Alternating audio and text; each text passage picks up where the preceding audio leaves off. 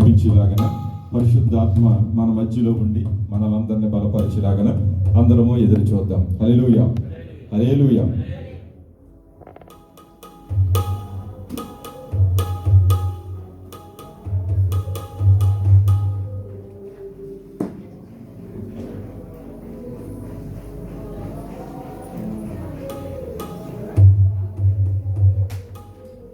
దేవునికి స్తోత్రం. హల్లెలూయా, హల్లెలూయా.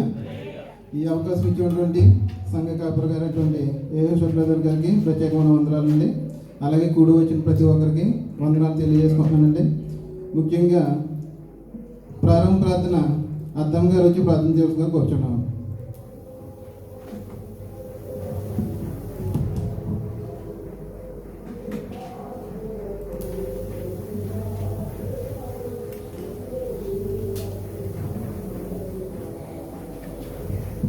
దేవునికి మహిమ కలుగును గాక. ఇక్కడ కూడి వచ్చిన ప్రతి సహోదరికి నా హృదయపూర్వక వందనాలండి. గడిచిన శుక్రవారం నుంచి శుక్రవారం వరకు మనందరినీ సజీవమైన రకాల చోట్ల భద్రపరిచి కాచి కాపాడిన దేవదేవునికి మహిమ ఘనత ప్రభావాలు చెల్లిస్తూ ప్రార్థన చేసుకుందామండి. స్తోత్రం స్తోత్రం స్తోత్రం. మహాగణుడ మహానతుడ సర్వశక్తిమంతుడ సర్వాధికారి నిరంతరము అఖిలీతుకున్న తండ్రి నీకు వందనాలు తండ్రి. గడిచిన దినమంతా నా ప్రభాని సజీవైన రకాల చోట్ల భద్రపరిచి కాచి కాపాడేందుకు లెక్కలేని స్థుతులు స్తోత్రాలు వందనాలైనా నాయనా. ఇదిగో తండ్రి శుక్రవారం దినాన్న తండ్రి నీ సన్నిధికి నడిపించుకొచ్చినందుకు నీకు వందనాలు తండ్రి. నన్ను సజీవంగా ఉంచినందుకు నీకు కృతజ్ఞతాస్తుతులు నాయనా. నీకు స్తోత్రం తండ్రి. వచ్చిన ప్రతి బిడ్డలను తండ్రి నీవు నా ప్రభావ నీ సజీవైన రకాల చోట్ల భద్రపరిచి కాచి కాపాడేందుకు నీకే లెక్కలేని స్థుతులు స్తోత్రాలు నా ప్రభావ. వచ్చిన ప్రతి బిడ్డను నా ప్రభావ దీవించండి, ఆశ్రయించండి నా ప్రభా. ఇదిగో తండ్రి సంఘంలో నా బిడ్డల్ని నా ప్రభా నీవు నా ప్రభా ఎత్తుపట్టమని అడుగుచున్న ప్రతి ఒక్కరిని నాయన నా తండ్రి బలంగా నా ప్రభా సంఘంలో వాడబట్టాలని నీ కృప దయచేయమని అడుగుతున్నాను దేవా. నా తండ్రి ఎవరైతే నా ప్రభా నాయన వెనకబడుచున్నారో నా ప్రభా నా తండ్రి నువ్వు పిలిచిన తండ్రి వారిని సన్నిధికి తోడుకురమ్మని అడుగుచున్నాను దేవానికి స్తోత్రాలు తండ్రి.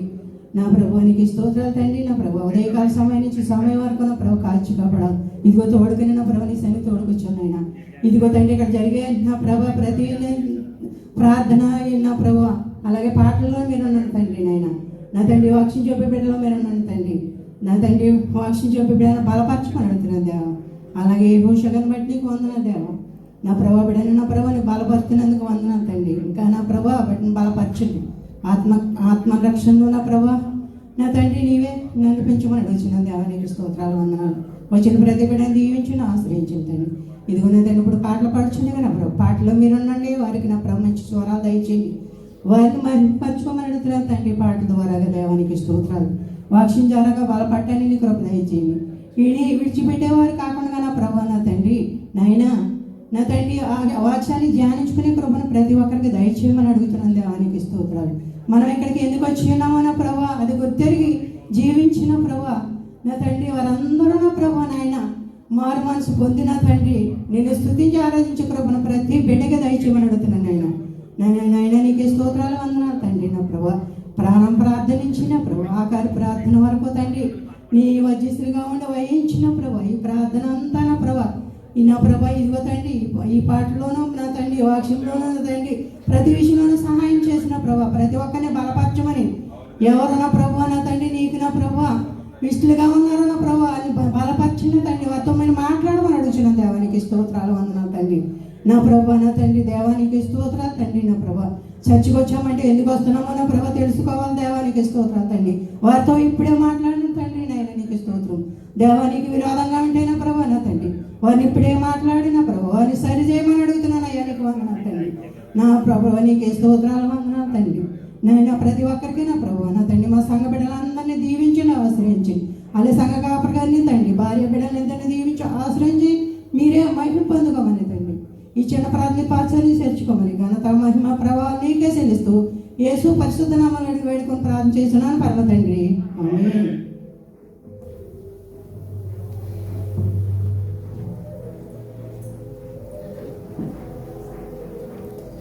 అలాగే కోరి నడిపింపండి. సహోదరులందరూ వచ్చి పాటలు పాడుతుండగా సంఘం అంతా ఏకీభవించి చప్పట్లు కొడుతూ దేవుని కనపరుస్తామండి.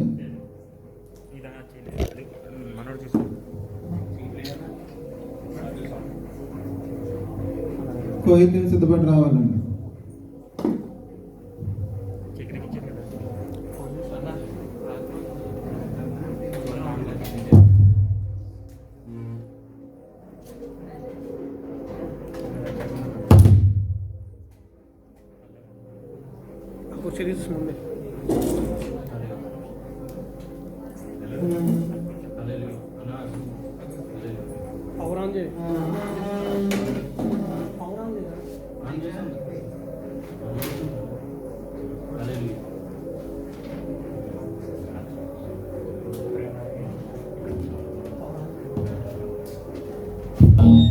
Praise the lord.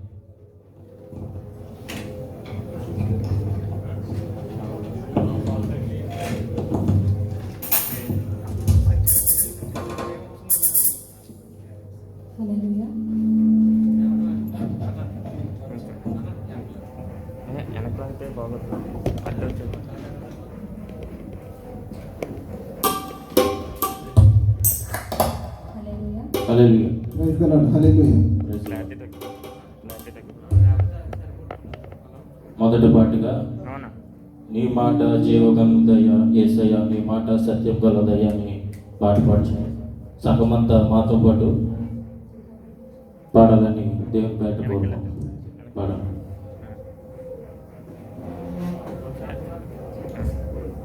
హల్లెలూయా. నీ మాట జీవము గలదయ్యా యేసయ్యా, నీ మాట సత్యము గలదయ్యా, నీ మాట మార్పు లేనిదయ్యా యేసయ్యా, నీ మాట మరచిపోనిదయ్యా, నీ మాట జీవము గలదయ్యా యేసయ్యా, నీ మాట సత్యము గలదయ్యా, నీ మాట మార్పు లేనిదయ్యా యేసయ్యా, నీ మాట మరచిపోనిదయ్యా, ఏది మారినా నీ మాట మారదయ్యా, ఏది ఆగినా నీ మాట జరుగునయ్యా, ఏది మారినా నీ మాట మారదయ్యా, ఏది ఆగినా నీ మాట జరుగునయ్యా, నీ మాట జీవము గలదయ్యా యేసయ్యా, నీ మాట సత్యము గలదయ్యా, నీ మాట మార్పు లేనిదయ్యా యేసయ్యా, నీ మాట మరచిపోనిదయ్యా, నశించుచున్న వారిని బ్రతికించును నీ మాట, బంధించబడిన వారిని విడిపించును నీ మాట, నశించుచున్న వారిని బ్రతికించును నీ మాట, బంధించబడిన వారిని విడిపించును నీ మాట, ద్రోవ తప్పిన వారిని సరిచేయును నీ మాట, కృంగిపోయిన వారిని లేవనెత్తును నీ మాట, ద్రోవ తప్పిన వారిని సరిచేయును నీ మాట,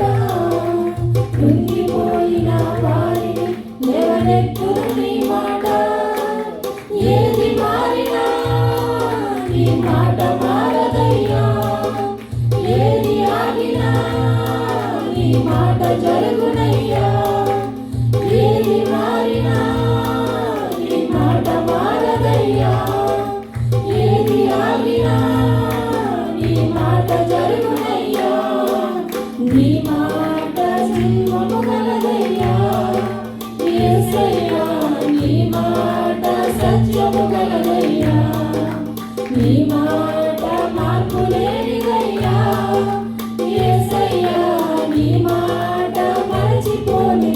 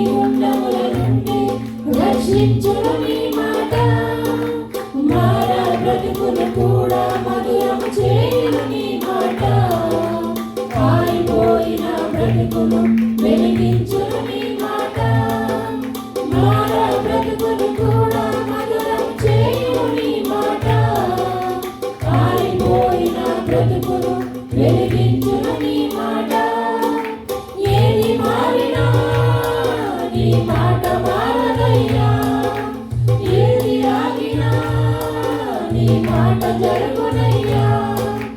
ఏది మారినా నీ మాట మారదయ్యా. ఏది ఆగినా నీ మాట జరుగునయ్యా. నీ మాట జీవము కలదయ్యా. యేసయ్యా నీ మాట సత్యము కలదయ్యా. నీ మాట మార్పు లేనిదయ్యా.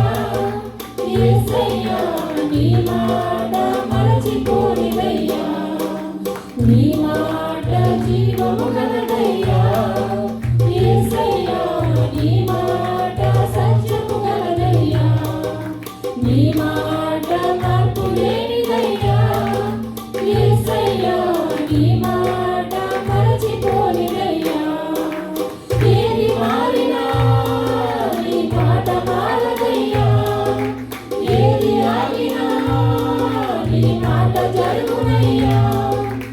ఏది మారినా నీ మాట మారదయ్యా.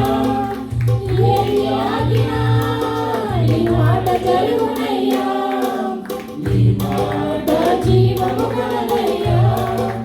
యేసయ్యా నీ మాట సత్యము కలదయ్యా. నీ మాట మార్పు లేనిదయ్యా. యేసయ్యా నీ మాట మరచిపోనిదయ్యా. హల్లెలూయా. అలాగే రెండో పాట కింద మాకిచ్చావయ్యా ఈ సావాసం అని పాడదామండి. మాతో పాటు ఎక్కువించండి. మాకిచ్చావయ్యా ఈ సావాసము వరకు నిలుచుండేది. మాకిచ్చావయ్యా ఈ సావాసము వరకు నిలుచుండేది. ఎన్నెన్నో కష్టాలు వచ్చినను, ఎన్నెన్నో శోధనలు ఎదురైనను, ఎన్నెన్నో కష్టాలు వచ్చినను, ఎన్నెన్నో శోధనలు ఎదురైనను, విడువలేదు దేవా ఇంతవరకు, మాతో ఉండేవాడవు అంతం వరకు. విడువలేదు దేవా ఇంతవరకు, మాతో ఉండేవాడవు అంతం వరకు. మాకిచ్చావయ్యా ఈ సావాసము అక్కడ వరకు నిలుచుండేది. మాకిచ్చావయ్యా ఈ సావాసము అక్కడ వరకు నిలుచుండేది. వారిలో ఒంటరి అయిన వాడు 1000 మంది అగునని చెప్పినవయ్యా. వారిలో ఒంటరి అయిన వాడు 1000 మంది అగునని చెప్పినవయ్యా. ఒక్కరితో ఇది మొదలైనది, దేశ దేశాలు వ్యాపించియున్నది. ఒక్కరితో ఇది మొదలైనది, దేశ దేశాలు వ్యాపించియున్నది. ఎన్నెన్నో కష్టాలు వచ్చినను, ఎన్నెన్నో శోధనలు ఎదురైనను, ఎన్నెన్నో కష్టాలు వచ్చినను, ఎన్నెన్నో శోధనలు ఎదురైనను, విడువలేదు దేవా ఇంతవరకు, మాతో ఉండేవాడవు అంతం వరకు. విడువలేదు దేవా ఇంతవరకు, మాతో ఉండేవాడవు అంతం వరకు. మాకిచ్చావయ్యా ఈ సావాసము అక్కడ వరకు నిలుచుండేది. మాకిచ్చావయ్యా ఈ సావాసము అక్కడ వరకు నిలుచుండేది. తప్పిగల వారికి నీళ్లను, ఎండిన భూమికి జలములను, తప్పిగల వారికి నీళ్లను, ఎండిన భూమికి జలములను, కుమ్మరించెదను నా ఆత్మలు ఆశీర్వదించెదనన్నావయ్యా. కుమ్మరించెదను నా ఆత్మలు ఆశీర్వదించెదనన్నావయ్యా. ఎన్నెన్నో కష్టాలు ఎన్నెన్నో శోధనలెదురైనను, ఎన్నెన్నో కష్టాలు వచ్చినను, ఎన్నెన్నో శోధనలెదురైనను, విడువలేదు దేవా ఇంతవరకు, మాతో ఉండేవాడవు అంతవరకు, విడువలేదు దేవా ఇంతవరకు, మాతో ఉండేవాడవు అంతవరకు. పాటించవయ్య ఈ సహవాసము, రాకడ వరకు నిలుచుండేది. పాటించవయ్య ఈ సహవాసము, రాకడ వరకు నిలుచుండేది. నీ మీద నుంచిన నా ఆత్మయు, నీ నోట నుంచిన నా మాటలు, నీ మీద నుంచిన నా ఆత్మయు, నీ నోట నుంచిన నా మాటలు, ఈ పిల్లల నోటన ఎల్లప్పుడూ నుండునన్నావయ్యా. ఈ పిల్లల నోటన ఎల్లప్పుడూ నుండునన్నావయ్యా. ఎన్నెన్నో కష్టాలు వచ్చినను, ఎన్నెన్నో శోధనలెదురైనను, ఎన్నెన్నో కష్టాలు వచ్చినను, ఎన్నెన్నో శోధనలెదురైనను, విడువలేదు దేవా ఇంతవరకు, మాతో ఉండేవాడవు అంతవరకు, విడువలేదు దేవా ఇంతవరకు, మాతో ఉండేవాడవు అంతవరకు. పాటించవయ్య ఈ సహవాసము, రాకడ వరకు నిలుచుండేది. పాటించవయ్య ఈ సహవాసము, రాకడ వరకు నిలుచుండేది. హల్లెలూయా. హల్లెలూయా. హల్లెలూయా.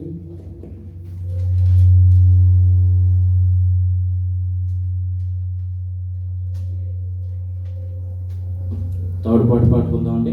నజరేతువాడ అని 3వ సాంగు రత్నాలు చేస్తాం.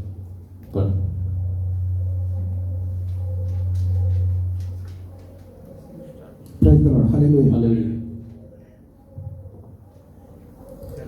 నజరేతువాడా యూదుల రాజా ఇమ్మానుయేల్ ప్రభునికి స్తోత్రం.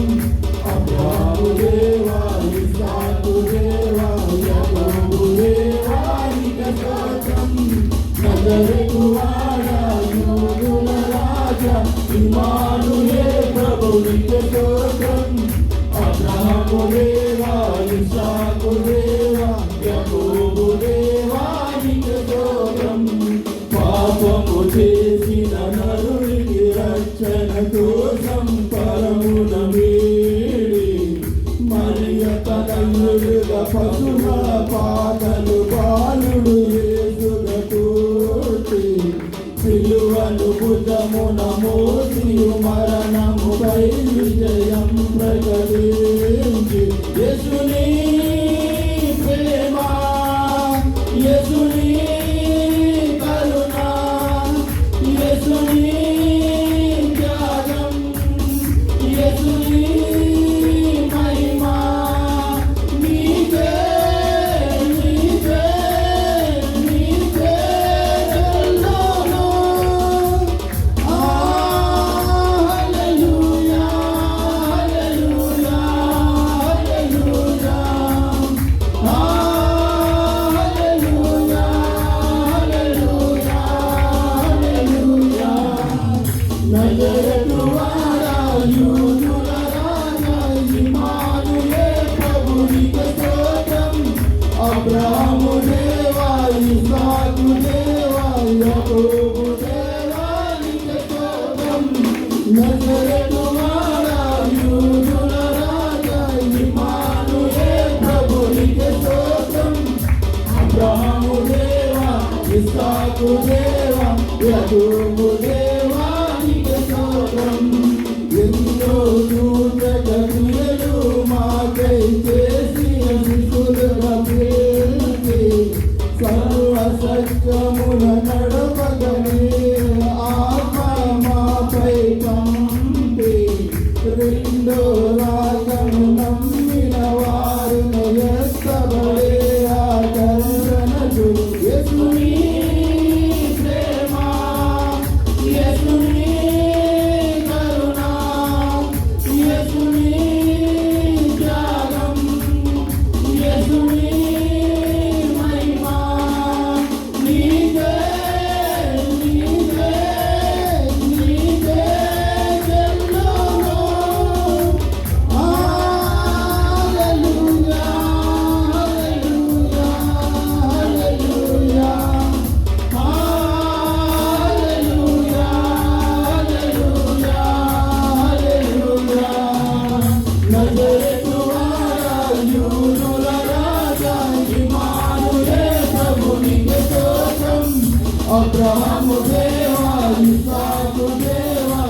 యాకోబు దేవా నీకే స్తోత్రం, నజరేతువాడా యోధుల రాజా ఇమ్మానుయేల్ ప్రభు నీకే స్తోత్రం, అబ్రహాము దేవా ఇస్సాకు దేవా యాకోబు దేవా నీకే స్తోత్రం.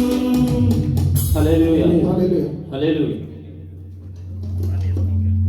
అందరూ లేచి నిలబడినట్లయితే ఆరాధన జరిపించుకుందామండి. అలాగే కిరణ్ అని రావాల్సింది.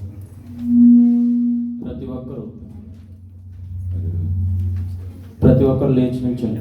హల్లెలూయా. దేవత దేవునికి మహిమ కలుగును గాక. హల్లెలూయా. హల్లెలూయా.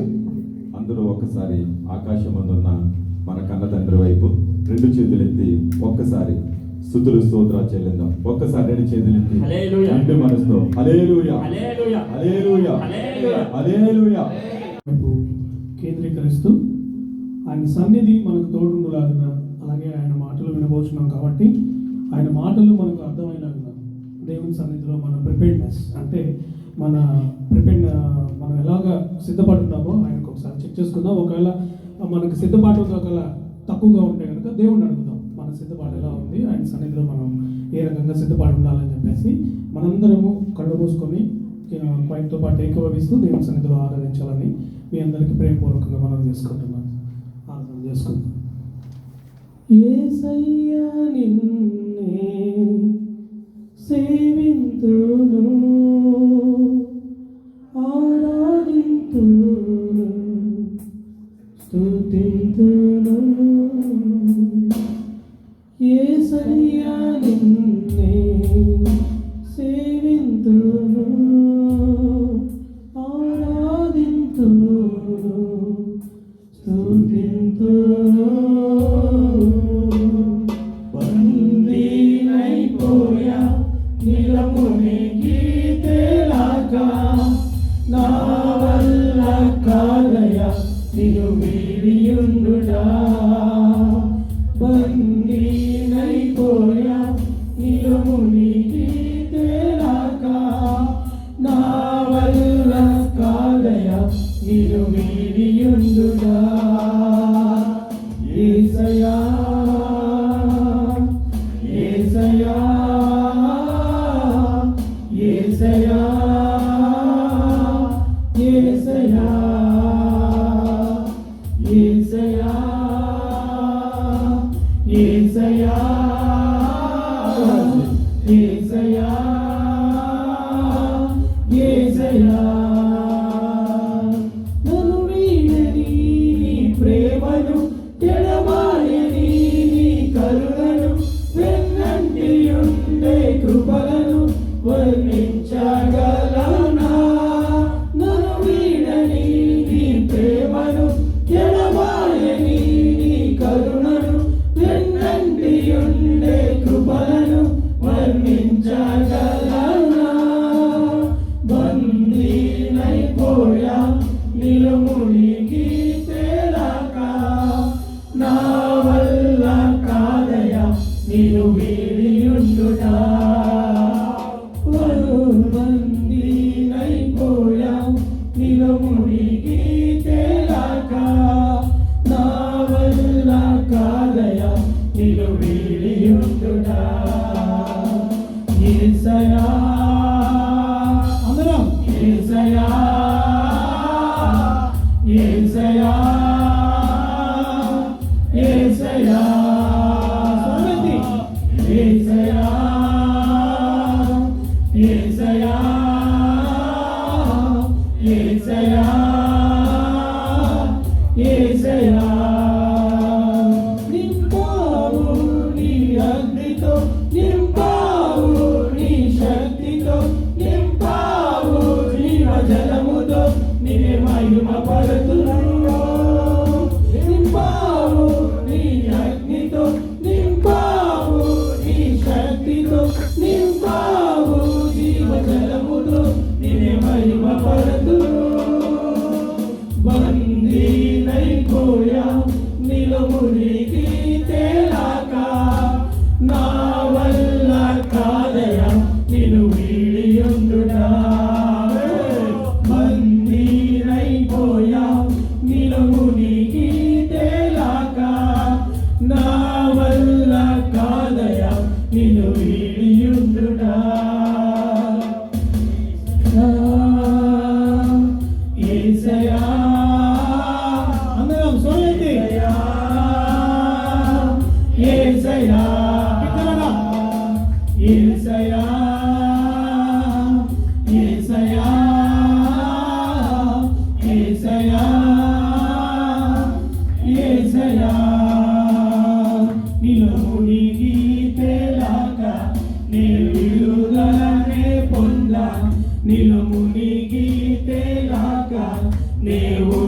కృంగిపోయా నీలో మునిగి తేలాగా నీ జీవమునే పొందా నీలో మునిగి తేలాగా నీ బందీనైపోయా నీలో మునిగి తేలాగా నీ విడుదలనే పొందా నీలో మునిగి తేలాగా సన్నిధిలో మన హృదయాలు ఆయనతో మునిగి తేలాగా మన హృదయాలు ఆయన అనుసంధానం దేవుడు తన కృపతో నింపుతాడు తన శక్తితో నింపుతాడు తన పరిశుద్ధాత్మతో నింపుతాడు మనం ఎప్పుడైతే ఆయన సన్నిధిలో బందీలైపోయామో ఆయన ప్రేమ కురిపిస్తానికి సిద్ధంగా ఉంది.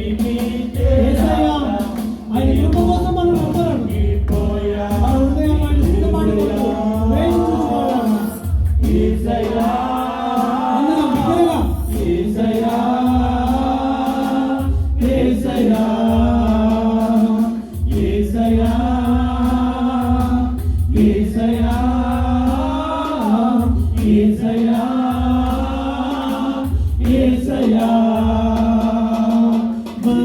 బందీనైపోయా నిలమునిగి తేలాగా నా వల్ల కాదయ నిన్ను వీడియుండునా బందీనైపోయా స్వరమెత్తి అందరం చేతులు చూపిస్తాం పరలోకం వైపు మన చేతులు చూపిస్తాం దేవుడి సన్నిధిలో ఆరాధన చేయాలి ఆయన సన్నిధి కోసం మనం కొరకులాడాలి ఆయన సన్నిధి కోసం ఆయన పరిశుద్ధాత్మ కృపను మన మధ్యలో రావాలి ప్రార్థన చేద్దాం అయ్యా ఆయన కృప కోసం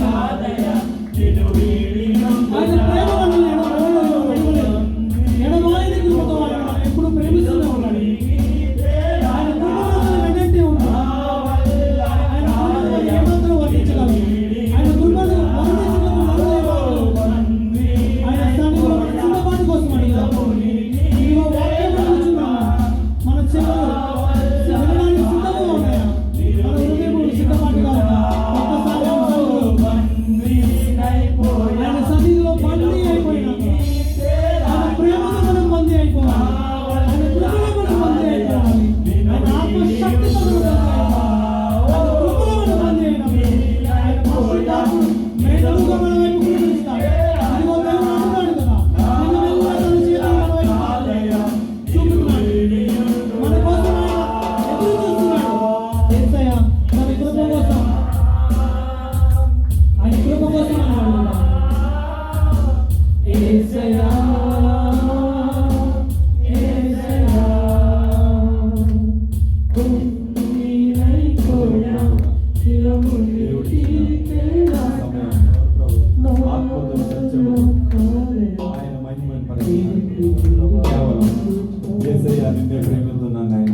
అవును ప్రభు. నిజముగా నువ్వు ప్రేమిస్తే కనుక నీ స్వరమంతా ఆయన కోసమే ఉపయోగిస్తావు. నిజముగా ఆయన్ని గణపరుస్తుంటే కనుక నీకున్న కంఠ స్వరాన్ని దేవుడిచ్చిన జీవబలాన్ని దేవుని కొరకు మాత్రమే నువ్వు వాడతావు. ఆనందం ఆయన సన్నిధిలో మాత్రమే ఉంది.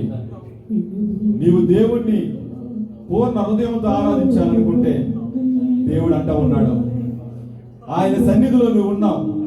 ఆయన సన్నిధిలో కేవలం మహిమ పొందుకున్నది ఆయన మాత్రమే. ఆయన గణపరిచిన ఎడల ఆయన మహిమపరిచిన ఎడల ఆయనకి కీర్తి తెచ్చిన ఎడల నీకు నీ కుటుంబానికి ఆశీర్వాదంతో నింపి నీ కుటుంబాన్ని కీర్తితో నింపుతానన్నాడు. దేవునికి స్తోత్రం. ఆనందమానందమే నా యేసుని సన్నిధిలో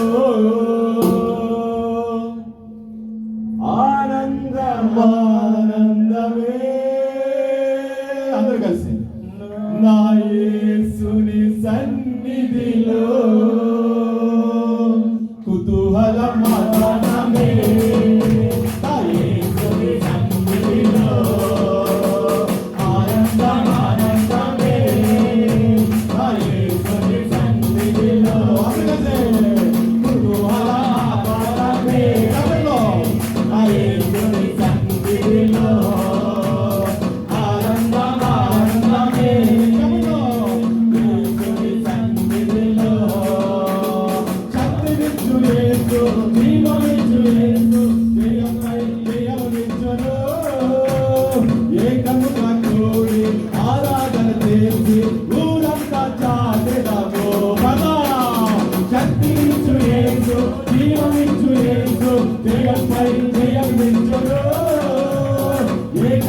కూడి ఆరాధన చేసి ఊరంతా చాటెదము కుతూహలమాత్మే ఆ యేసుని సన్నిధిలో ఆనందమే యేసుని సన్నిధిలో కుతూహలమాత్మే ఆ యేసుని సన్నిధిలో ఆనందమే ఆ యేసుని సన్నిధిలో దేవాది దేవుడు ప్రతిరోజు నివసించే దేవాలయమందే ఆత్మైన దేవుడు మనసంతామాయను ఆశ్చర్యమే అవే దేవాది దేవుడు ప్రతిరోజు నివసించే దేవాలయమందే ఆత్మైన దేవుడు మనసంతామాయే ఆశ్చర్యమే కమలో కుతూహలమాత్మే నా యేసుని సన్నిధిలో ఆనందమే నా యేసుని సన్నిధిలో కుతూహలమాత్మే భగవంతుడు దయచేసి పెదవెట్టండి చెమలు కొట్టండి దేవుడు మహిమపరచండి దేవుడిచ్చిన శక్తిని దేవుడిచ్చిన సమయాన్ని దేవుడిచ్చిన ఆత్మ గొప్ప కోల్పోవద్దు దేవుడు నిన్ను బలపరచాలని ఇష్టపడుతున్నాడు ఇంత హోలీ స్పిరిట్ మనుషుడు ఆత్మ దేవుడు నిన్ను నన్ను మన హృదయాలు ప్రేరేపిస్తున్నాడు చేతులు విప్పండి చెప్పండి కొట్టండి దేవుడిని కనబరచండి దేవుడి సన్నిధిలో ఉన్న మనం ఆనందవంత ఆయనలో ఉంది ఆనందవంత ఆయన సన్నిధిలో ఉంది ఆనందవంత ఆయన ఆత్మలో ఉంది ఆనందవంత ఆయన పరమశంలో ఉంది ఆనందవంత ఆయనలో ముడికి చేరినప్పుడు ఉంది ఆనందిత మంత్రము దయచేసి పాడదాం యేసుని సన్నిధిలో కుతూహలమాత్మే నా యేసుని సన్నిధిలో ఆనందమే నా యేసుని సన్నిధిలో కుతూహలమాత్మే నా యేసుని సన్నిధిలో ఆనందమే నా యేసుని సన్నిధిలో శక్తినిచ్చు యేసు జీవమిచ్చు యేసు జయంపై జయమిచ్చును ఏకముగా కూడి ఆరాధన చేసి ఊరంతా చాటెదము అవే శక్తినిచ్చు యేసు జీవమిచ్చు యేసు జయంపై జయమిచ్చును ఏకముగా కూడి ఆరాధన చేసి ఊరంతా చాటెదము కుతూహలమాత్మే నా యేసుని సన్నిధిలో ఆనందమే నా యేసుని సన్నిధిలో కుతూహలమాత్మే నా యేసుని సన్నిధిలో ఆనందమే నా యేసుని సన్నిధిలో కుతూహలమాత్మే నా యేసుని సన్నిధిలో ఆనందమే నా యేసుని సన్నిధిలో కుతూహలమాత్మే నా యేసుని సన్నిధిలో ఆనందమే నా యేసుని సన్నిధిలో కుతూహలమాత్మే నా యేసుని సన్నిధిలో ఆనందమే నా యేసుని సన్నిధిలో ఆనందమే నా యేసుని సన్నిధిలో ఆరాధమే నా యేసుని సన్నిధిలో ఆరాధమే నా యేసుని సన్నిధిలో ఆశ్చర్యమే నా యేసుని సన్నిధిలో ఆశ్చర్యమే నా యేసుని సన్నిధిలో ఆశ్చర్యమే నా యేసుని సన్నిధిలో అద్భుతమే నా యేసుని సన్నిధిలో అద్భుతమే నా యేసుని సన్నిధిలో అద్భుతమే నా యేసుని సన్నిధిలో అద్భుతమే నా యేసుని సన్నిధిలో అద్భుతమే నా యేసుని సన్నిధిలో ఆనందమే యేసుని సన్నిధిలో అద్భుతమే నా యేసుని సన్నిధిలో అద్భుతమే నా యేసుని సన్నిధిలో సన్నిధిలో అద్భుతమే నా యేసుని సన్నిధిలో. ఆదియందు దేవుడు అబ్రహాము దేవుడు మనలో ఉన్నాడు, మన తోడుగా ఉంది నిన్ను బలపరిచాడు. ఆదియందు దేవుడు అబ్రహాము దేవుడు మనలో ఉన్నాడు, మనలోనే ఉంది నీలోనే ఉంది నన్ను బలపరిచాడు. ఆనందమే నా యేసుని సన్నిధిలో, ఆనందమే నా యేసుని సన్నిధిలో, ఆనందమే నా యేసుని సన్నిధిలో, ఆనందమే నా యేసుని సన్నిధిలో. ఆదియందు దేవుడు అబ్రహాము దేవుడు మనతో ఉన్నాడు, మనలోనే ఉంది నన్ను బలపరిచాడు. ఆదియందు దేవుడు అబ్రహాము దేవుడు మనతో ఉన్నాడు, మనలోనే ఉంది నిన్ను బలపరిచాడు. కుతూహలమే ఆ యేసుని సన్నిధిలో దేవా, కుతూహలమే ఆ యేసుని సన్నిధిలో ఏసయ్యా, కుతూహలమే ఆ యేసుని సన్నిధిలో, కుతూహలమే ఆ యేసుని సన్నిధిలో, కుతూహలమే ఆ యేసుని సన్నిధిలో, కుతూహలమే ఆ యేసుని సన్నిధిలో, ఆనందమే ఆ యేసుని సన్నిధిలో, ఆనందమే ఆ యేసుని సన్నిధిలో, ఆరాధనే ఆ యేసుని సన్నిధిలో, ఆరాధనే ఆ యేసుని సన్నిధిలో, ఆరాధనే ఆ యేసుని సన్నిధిలో. యేసయ్యా ఆరాధనే ఆ యేసుని సన్నిధిలో, ఆరాధనే ఆ యేసుని సన్నిధిలో, ఆరాధనే ఆ యేసుని సన్నిధిలో, ఆరాధనే ఆ యేసుని సన్నిధిలో, ఆరాధనే ఆ యేసుని సన్నిధిలో, ఆరాధనే ఆ యేసుని సన్నిధిలో, ఆరాధనే ఆ యేసుని సన్నిధిలో, ఆరాధనే ఆ యేసుని సన్నిధిలో, ఆరాధనే ఆ యేసుని సన్నిధిలో, ఆరాధనే ఆ యేసుని సన్నిధిలో, ఆరాధనే ఆ యేసుని సన్నిధిలో, అద్భుతమే ఆ యేసుని సన్నిధిలో, అద్భుతమే ఆ యేసుని సన్నిధిలో,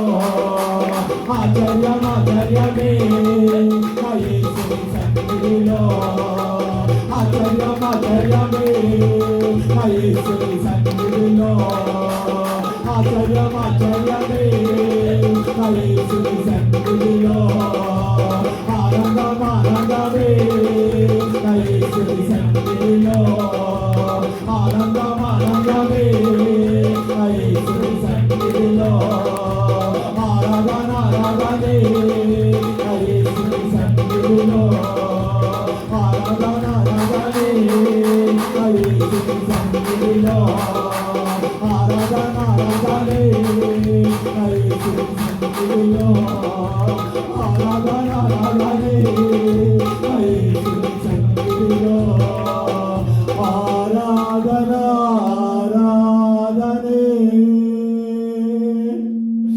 నా యేసుని సన్నిధిలో. పరిశుద్ధులని కొందరు అత్యున్నత సింహాసనం వాసుని దేవానికి స్తోత్రాలు. మా జీవితాలు అద్భుతాలు జరిగిస్తున్న దేవానికి స్తోత్రాలు. దేవా మాకు స్వరాలు ఇచ్చి మాకు సమస్తాన్ని అనుగ్రహించి నిన్ను ఆరాధించే ఆధిక్యతను దయచేసిన నీ స్తోత్రాలు. దేవాది బిడ్డలందరినీ ఆత్మతో నింపునందుకు నీకు స్తోత్రాలు. పరిశుద్ధాత్మ దేవుడా, thank you Lord, thank you Lord Jesus. In the name of Jesus, Holy Spirit, దేవా నువ్వు కోరినట్లయితే నేను అనుగ్రహిస్తానని సెలవిచ్చిన దేవా, నువ్వు మాకు అనుగ్రహించినందుకు నీకు స్తోత్రాలు. యేసు రక్తమే చేయండి, యేసు రక్తమే చేయండి. In the name of Jesus, hallelujah. దేవానికి స్తోత్రమునైనా. ఆరాధనకు యోగ్యుడా, ఆరాధనకు నాయకుడా, ఆరాధన సృష్టికర్త, సమస్త మహిమ ఘనత ప్రభావాలు యేసుక్రీస్తు నామములో ఈ ఆరాధన నీకే సమర్పించుకొచ్చున్నాం తండ్రి. ఆమేన్, ఆమేన్, ఆమేన్. అందరూ కలిసి చప్పట్లు కొడదాం, దేవుని మహిమ పడదాం. హల్లెలూయా, హల్లెలూయా, హల్లెలూయా, హల్లెలూయా.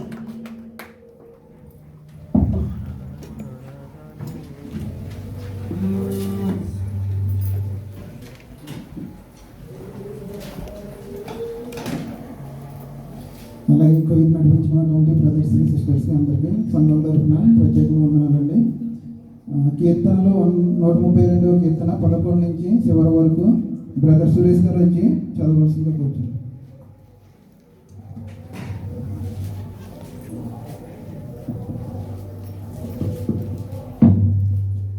అందరికీ వందనాలండి.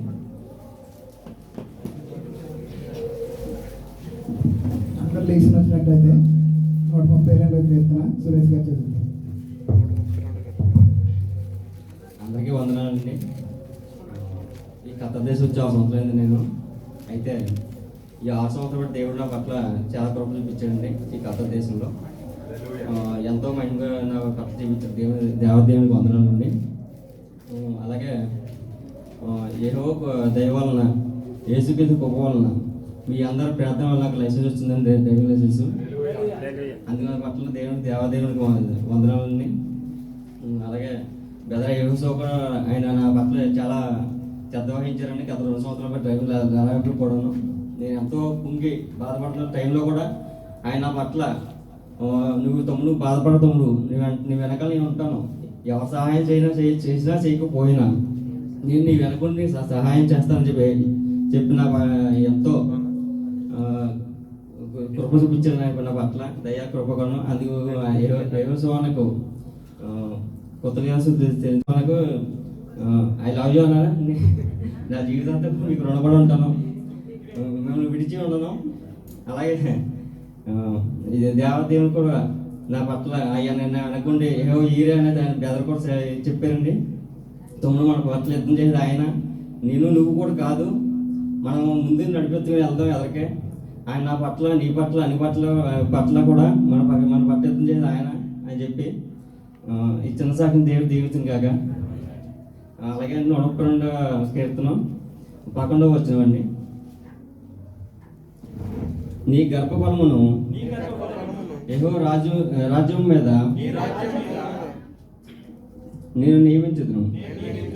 నీ కుమారులు నా నిబంధనను గైకొన్న యెడల నేను వారికి బోధించి నా శాసనమును వారి అనుసరించిన యెడల వారి కుమారులు కూడా నీ సింహాసనం మీద నిత్యము కూర్చుంటుంది. యెహోవా సత్య ప్రమాణము దావీదు చేసెను, ఆయన మాట తప్పనివాడు. యెహోవా సీయోనును ఏర్పరచుకున్నాడు, తనకు నీ స్థలమును దానిని కోరుకొని ఉన్నాడు.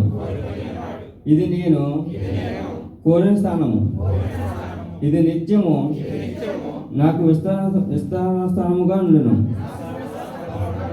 ఇక్కడనే నేను నివసించదను, దాని ఆహారము నేను నిండురాలుగా దీవించదను. దానిలోని బీదలను ఆహారంతో తృప్తిపరిచెదను. దాని యాజకులకు రక్షణను వస్త్రముగా దర్శింపజేసేదను. దానిలోని భక్తులు బిక్కరగా ఆనందగానం చేసేదరు. అక్కడ దావీదునకు కొమ్ము మొలవ చేసేదను. నా అభివృద్ధి కొరకు నే ఎచ్చట ఒక దీపము సిద్ధపరిచి ఉన్నాను. అతని శత్రువులకు అవమానమును వస్త్రముగా దర్శింపచేయుదును. అతని కిరీటము అతని మీదనే యుండి తేజరింపచేసేదను అనేను. ఈ కొద్ది కీర్తనను దేవుని దీవించును గాక. ఆమేన్.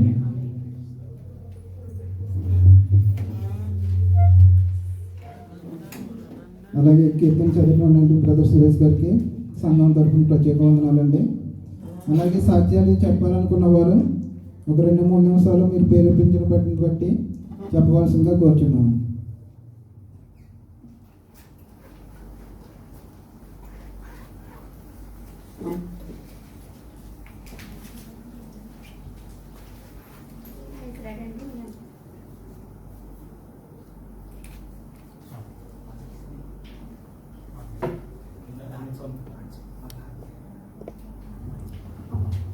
ప్రైజ్లాడండి. సమయం ఇచ్చిన మరి దైవజనులకి ప్రత్యేకంగా తరఫున కుటుంబం తరఫున కుటుంబానికి అందరికీ నా వందనాలండి. నెక్స్ట్ సమయం ఇచ్చిన కూడిబిడ్డలందరికీ నా వందనాలు. నాకు సాక్ష్యం ఏంటంటే నేను 2 నెలలుగా ఫాస్టింగ్ ఉంటున్నానండి. మరి నేను బలహీనతగా ఉందని నేను లక్ష్మీవరం ప్రార్థన చెప్పానండి. మరి ప్రార్థన చేసిన బిడ్డలందరికీ ప్రత్యేకంగా వందనాలండి. నాకు దేవుడు స్వస్థపరిచి మంచి ఆరోగ్యం ఇచ్చాడండి. మరి ఈ సాక్ష్యం ఏంటంటే మా పెద్దకి బలహీనత ఉన్నదండి. నాకు ఒకసారి నేను ఇంటికి కాములు వచ్చినాయండి. కాములు వస్తే రక్తం లేదని చెప్పారు. చెప్తే ప్రభు అమ్మ ఎక్కడ అయ్యానని ఎంతగానో ప్రార్థన చేశానండి. రక్తం లేదన్నట్టు రక్తం కొన్ని ఎక్కించామండి. అయినప్పటికి చాలా బలహీనత అయిపోయిందండి ఆమె. అయితే ఇప్పుడు తర్వాత మొన్న నేను ఫాస్టింగ్ ఉన్నప్పుడు చెల్లెప్పుడు నాకు ఈ కాలేజీ లాగేస్తుంది డైలీ అన్నదండి. నేను ఒకటే అడిగాను, ప్రభా నా ఎక్కడ స్వస్థపడితే నీకు రుణపడి ప్రభా అన్నదండి. నేను అడిగినాన్ని ఫోన్ చేసి అన్నదే చెల్లె నాకు దేవుడు మంచి ఆరోగ్యం ఇచ్చాడు, నాకు కాళ్ళు లాగుతుంది తగ్గించలే అని చెప్పిందండి. నాకు కదా చెప్పేది, దేవుడికి చెప్పు నువ్వు, నేను నాకు అది చెప్పేది అని చెప్పానండి. మరి మా అక్కకి మంచి ఆరోగ్యం ఇచ్చాడండి దేవుడు. అలాగే మరి నా కుటుంబం గురించి మీ అందరికి తెలుసండి. నేను గృహం కడుతున్నానండి. మీ అందరూ కూడా ప్రేయర్ చేశారండి. నాకున్న దగ్గర తామదను బట్టి నేను దరిదాపు 4 లక్షలు ఖర్చు పెట్టానండి. నా దగ్గర ఇంకా లేనప్పటికీ ప్రభు నేను ఒకసారి మధ్యాహ్న సమయంలో నాకు చిన్న అవకాశం దేవుడు ప్రార్థన చేస్తే నాకు తెల్లగా వస్త్రాలుగా ఆయన నడిచొస్తున్నాడండి.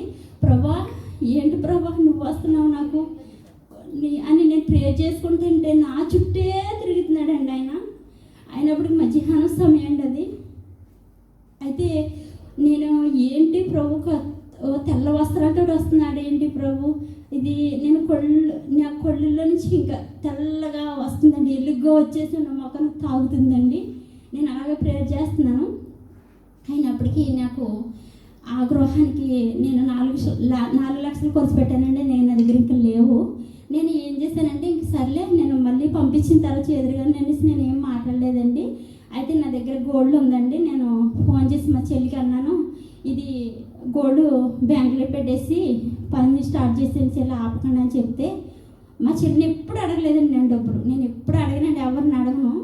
మా చెల్లిని నా ఫ్యామిలీని ఎవరిని అడగనండి. దేవుడే సాయం చేస్తాడని నేను అలా ప్రార్థన చేస్తాను. మా చెల్లి నోటని అన్నది, అక్క నేను 1,00,000 రూపాయలు ఇస్తాను, నువ్వు నాకు తర్వాత ఇద్దిగాని అనేసి అన్నదండి. ఓకే చెల్లె, అది నీ ఆలోచన ఎలా ఉందో నువ్వు చెయ్యి అని చెప్పానండి. అయితే ఆ పిల్ల 1,00,000 రూపాయలు ఇచ్చి మా చెల్లి పని అయితే చాలా మటుకు కొనసాగి అయిపోయి వచ్చిందండి. మరి మీ అందరికీ ప్రత్యేక వందనాలండి.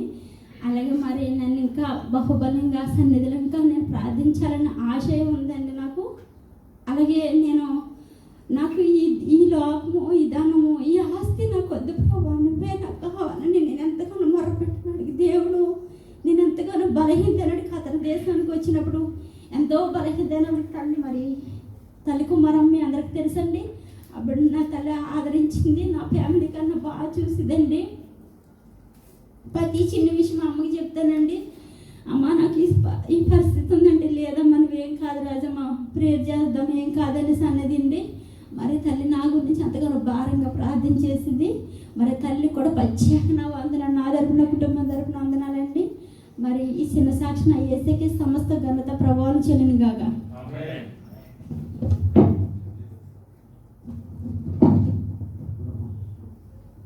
హల్లెలూయా. ఈ అవకాశం ఇచ్చిన యేసు గారికి నా హృదయపూర్వక వందనాలండి.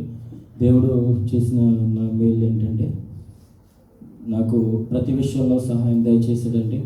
అంటే పని పాటల్లో ప్రతిదీ నాకు ఎప్పుడైనా డబ్బులు అవసరమైన ఏదైనా ప్రతిదీ ఎవరో ద్వారాగా నాకు దేవుడు నాకు సమకూర్చేవాడు. ఆయన నమ్ముకున్న వాళ్ళు ఎప్పుడు నశించిపోరని దేవుడు వాగ్దానం దేవుడు ఎలా సెలవిచ్చినట్లయితే, అలాగే ఆయన నమ్ముకున్న వాళ్ళందరూ ఎప్పుడు మనం తొట్టిల్లిపోమండి. అటు విధంగా అలాగే ప్రతి విషయంలో నాకు ఇల్లు కట్టుకున్న విషయంలో కారు కొనుక్కున్నాను, ఇల్లు కట్టుకున్నాను. అలాగే అన్న యేసు అన్న ఎంతో నాకు హెల్ప్ చేశాడు ఆ విషయంలో. ఆయనకే కృతజ్ఞతలు తెలియజేసుకుంటున్నాను. అలాగే చిన్న సాక్ష్యం దేవుడు దీవించి ఆశీర్వదించింది దాకా. ఆమేన్.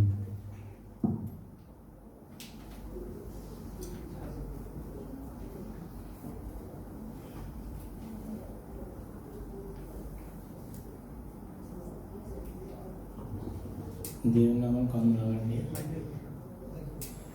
ఈ అవకాశం ఇచ్చిన సంఘ సేవకులకి, సంఘటనకి వందనాలు. అయితే నుండి నేను దోహకడారు వచ్చినాకండి చాలా ఇబ్బందులు పడ్డాను. ఇంటికాడ ఏదో వ్యాపారం చేసుకొని డైలీ డబ్బులు మసిలి ఇక్కడికి వచ్చినాక 2 నెలలు 3 నెలలు కూడా 10 రూపాయలు చూడలేకపోయేవాడిని. ఇంటికి ఫోన్ చేయాలంటే డబ్బులు కనిపించే కాదు. అటువంటి సమయంలో అలాగే నడుపుతుంటూ లైసెన్స్ వచ్చిన తర్వాత సాలరీ ఇచ్చేవారు. అలా నడుపుతుందండి. 7 సంవత్సరాలండి అసలు కుటుంబం పోషించుకోవడం తప్ప నాకు ఏమీ ఉండేది కాదు. అయితే తండ్రి ఇలాగే అన్నాలు చేయగలనని బాధపడుతూ ఉండేవాడిని. ఆ టైంలో మేడంకి నాకు చిన్న గొడవ వస్తే, బాబా నేను మేడం దగ్గర చేయలేనని అంటే, మేడం దగ్గర చేయకపోతే నువ్వు బయట చేసుకో శ్రీనని పంపించేసాడండి. పంపించిన తర్వాత ఒక 2 నెలలు చేసిన తర్వాత సరే నీళ్ళు దొరకకపోతే రోడ్డు అంతా నడిచొత్తు, తండ్రి ఏంటి తండ్రి నేను ఎంతో సంతోషంగా ఇక్కడికి వచ్చాను, చూస్తే ఇక్కడ ఇలా అయిపోయింది పరిస్థితి అని కన్నీళ్ళు పెట్టుకుంటూ రోడ్డు అంతా నడిచి వచ్చాను. అటువంటి టైంలో తండ్రి మరి ఎక్కడ ఉండాలో తెలియని స్థితి. అటువంటి అప్పుడండి యెహోషువ గారు అన్నారు, నీకు ఎక్కడికి వెళ్ళి పని లేదు, ఇక్కడికి వచ్చాయని డైరెక్ట్గా మా ఇంటికి వచ్చామన్నారండి. అక్కడికి వచ్చి వారం ఉన్న తర్వాత మంచి చేకి ఇంట్లో పని దొరికిందండి. అయితే ఇంట్లో చేరిన కాడ నుంచి చాలా మంచిగా ఉంటుంది దేవుడి కృపను బట్టి. అయితే ఈ మధ్యకాల సమయంలో మరి సంఘంలో బలపడుతూ అలాగే దేవుని సేవకులతో అలా కలిసి ఉంటున్నామండి. అయితే మొన్న ఈ మధ్యకాల సమయంలో 4 రోజుల క్రితం అండి నాకు దర్శనం వచ్చింది. అయితే ఏమైనా వచ్చిందంటే దర్శనం ఒక మొత్తం కనిపించే ఏరియా అంతా ఖాళీ స్థలమేనండి. ఖాళీ స్థలం అయితే ఆ ఖాళీ స్థలంలోనండి లక్షలు, 1 లక్ష 2 లక్షలు గొర్రెల మందలండి, వైట్ గొర్రెల మందలు. అయితే గొర్రెల మందల్లో నేను అందులో మా ఫ్యామిలీకి సంబంధించిన వాళ్ళు ఉంటే, ఏంటి గొర్రెలు కాస్తున్నారు ఇలా రండి అని చెప్పేసి నేను కేకెత్తుంటే నాకు కొమ్మల్లో సిక్కుపడిపోయిన గొర్రెలండి. నాకు నువ్వు తీయాలి అని ఒక ఆయన చెప్తున్నాడు. అవన్నీ నువ్వు తీసి దగ్గరికి చేర్చి ఒక దగ్గరికి చేర్చాలి, అదే నీ బాధ్యత అంటున్నారండి. మరి దేవుడు ఆ దర్శనం ఎందుకు నిమిత్తం ఇచ్చాడో తెలియదు, కానీ దేవుళ్ళలో పొందుకుంటూ మరి దేవుని కృపను బట్టి ముందుకు నడుతున్నాను. కారు కొనుక్కోవాలని అనుకున్నానండి. కారు కొనుక్కోవాలనుకున్నప్పుడు మరి నా కారుకి నా మనసులో అంగులండి ఇలాగే ఉండాలనుకుంటున్నాను నా స్థాయిని బట్టి. కానీ తక్కువ డబ్బులతో ఈ కారు కొనలేనని బాధపడుతున్నాను. బాధపడేటప్పటికి అనుకోకుండా పాస్టర్ గారితో అన్నాను, 4 వారాల నుంచి తిరుగుతున్నాను అంటే దేవుడికి ఇష్టం లేదండి, ఈ వారం చూసి ఇంక మానేస్తాను కారు కొంటామని అనుకుంటున్నాను. అనుకున్నప్పుడు అనుకోకుండా కారు చూసామండి. చూడటమే వెళ్ళిపోయా, వెంటనే పట్టుకొచ్చేయడం జరిగింది. నిజంగా దేవుడు దీవించాడండి. రోడ్డు వెంబడి నడుపుతూ టికెట్కి డబ్బులు, ఛార్జీలకి డబ్బులు ఇవ్వలేక బాధపడుతున్నాను మనసులోనే. ఎలా రోడ్డు ఎక్కుతుంటే 20 రూపాయలు 30 రూపాయలు ఇవ్వాల్సి వస్తుంది. ఏంటిదంటే అని అనుకునేవాడిని. ఈ రోజు నాకు చాలా సంతోషంగా ఉందండి. దేవుడు మరి ఈ సాక్ష్యాన్ని దీవించింది కాక.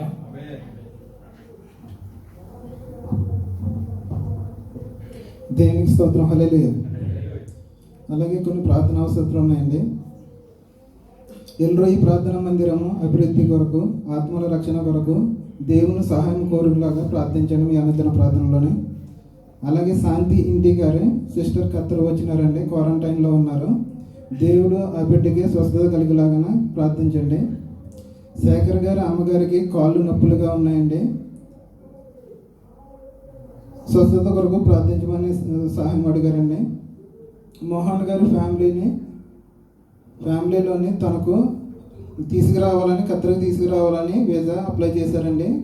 దేవుడు సహాయం చేయలాగా మీ అనుదిన ప్రార్థనలు జ్ఞాపకం చేసుకోండి. అలాగే బ్రదర్ చార్లీస్ గారు అమ్మగారికి కొంచెం అనారోగ్యంగా ఉన్నదండి. శక్తిని బలాన్ని దేవుడు దయచేయలాగా మీ అనుదిన ప్రార్థనలో జ్ఞాపకం చేసుకోండి. శేఖర్ గారి కుటుంబంలో జ్వరాలతో బాధపడుతున్నారండి. వారు కుటుంబాన్ని దేవుడు స్వస్థపరచేలాగా మీ అనుదిన ప్రార్థనలో జ్ఞాపకం చేసుకోండి. నారాయణ నరేష్ గారు మారు మనసు రక్షణ కొరకు ప్రార్థించండి.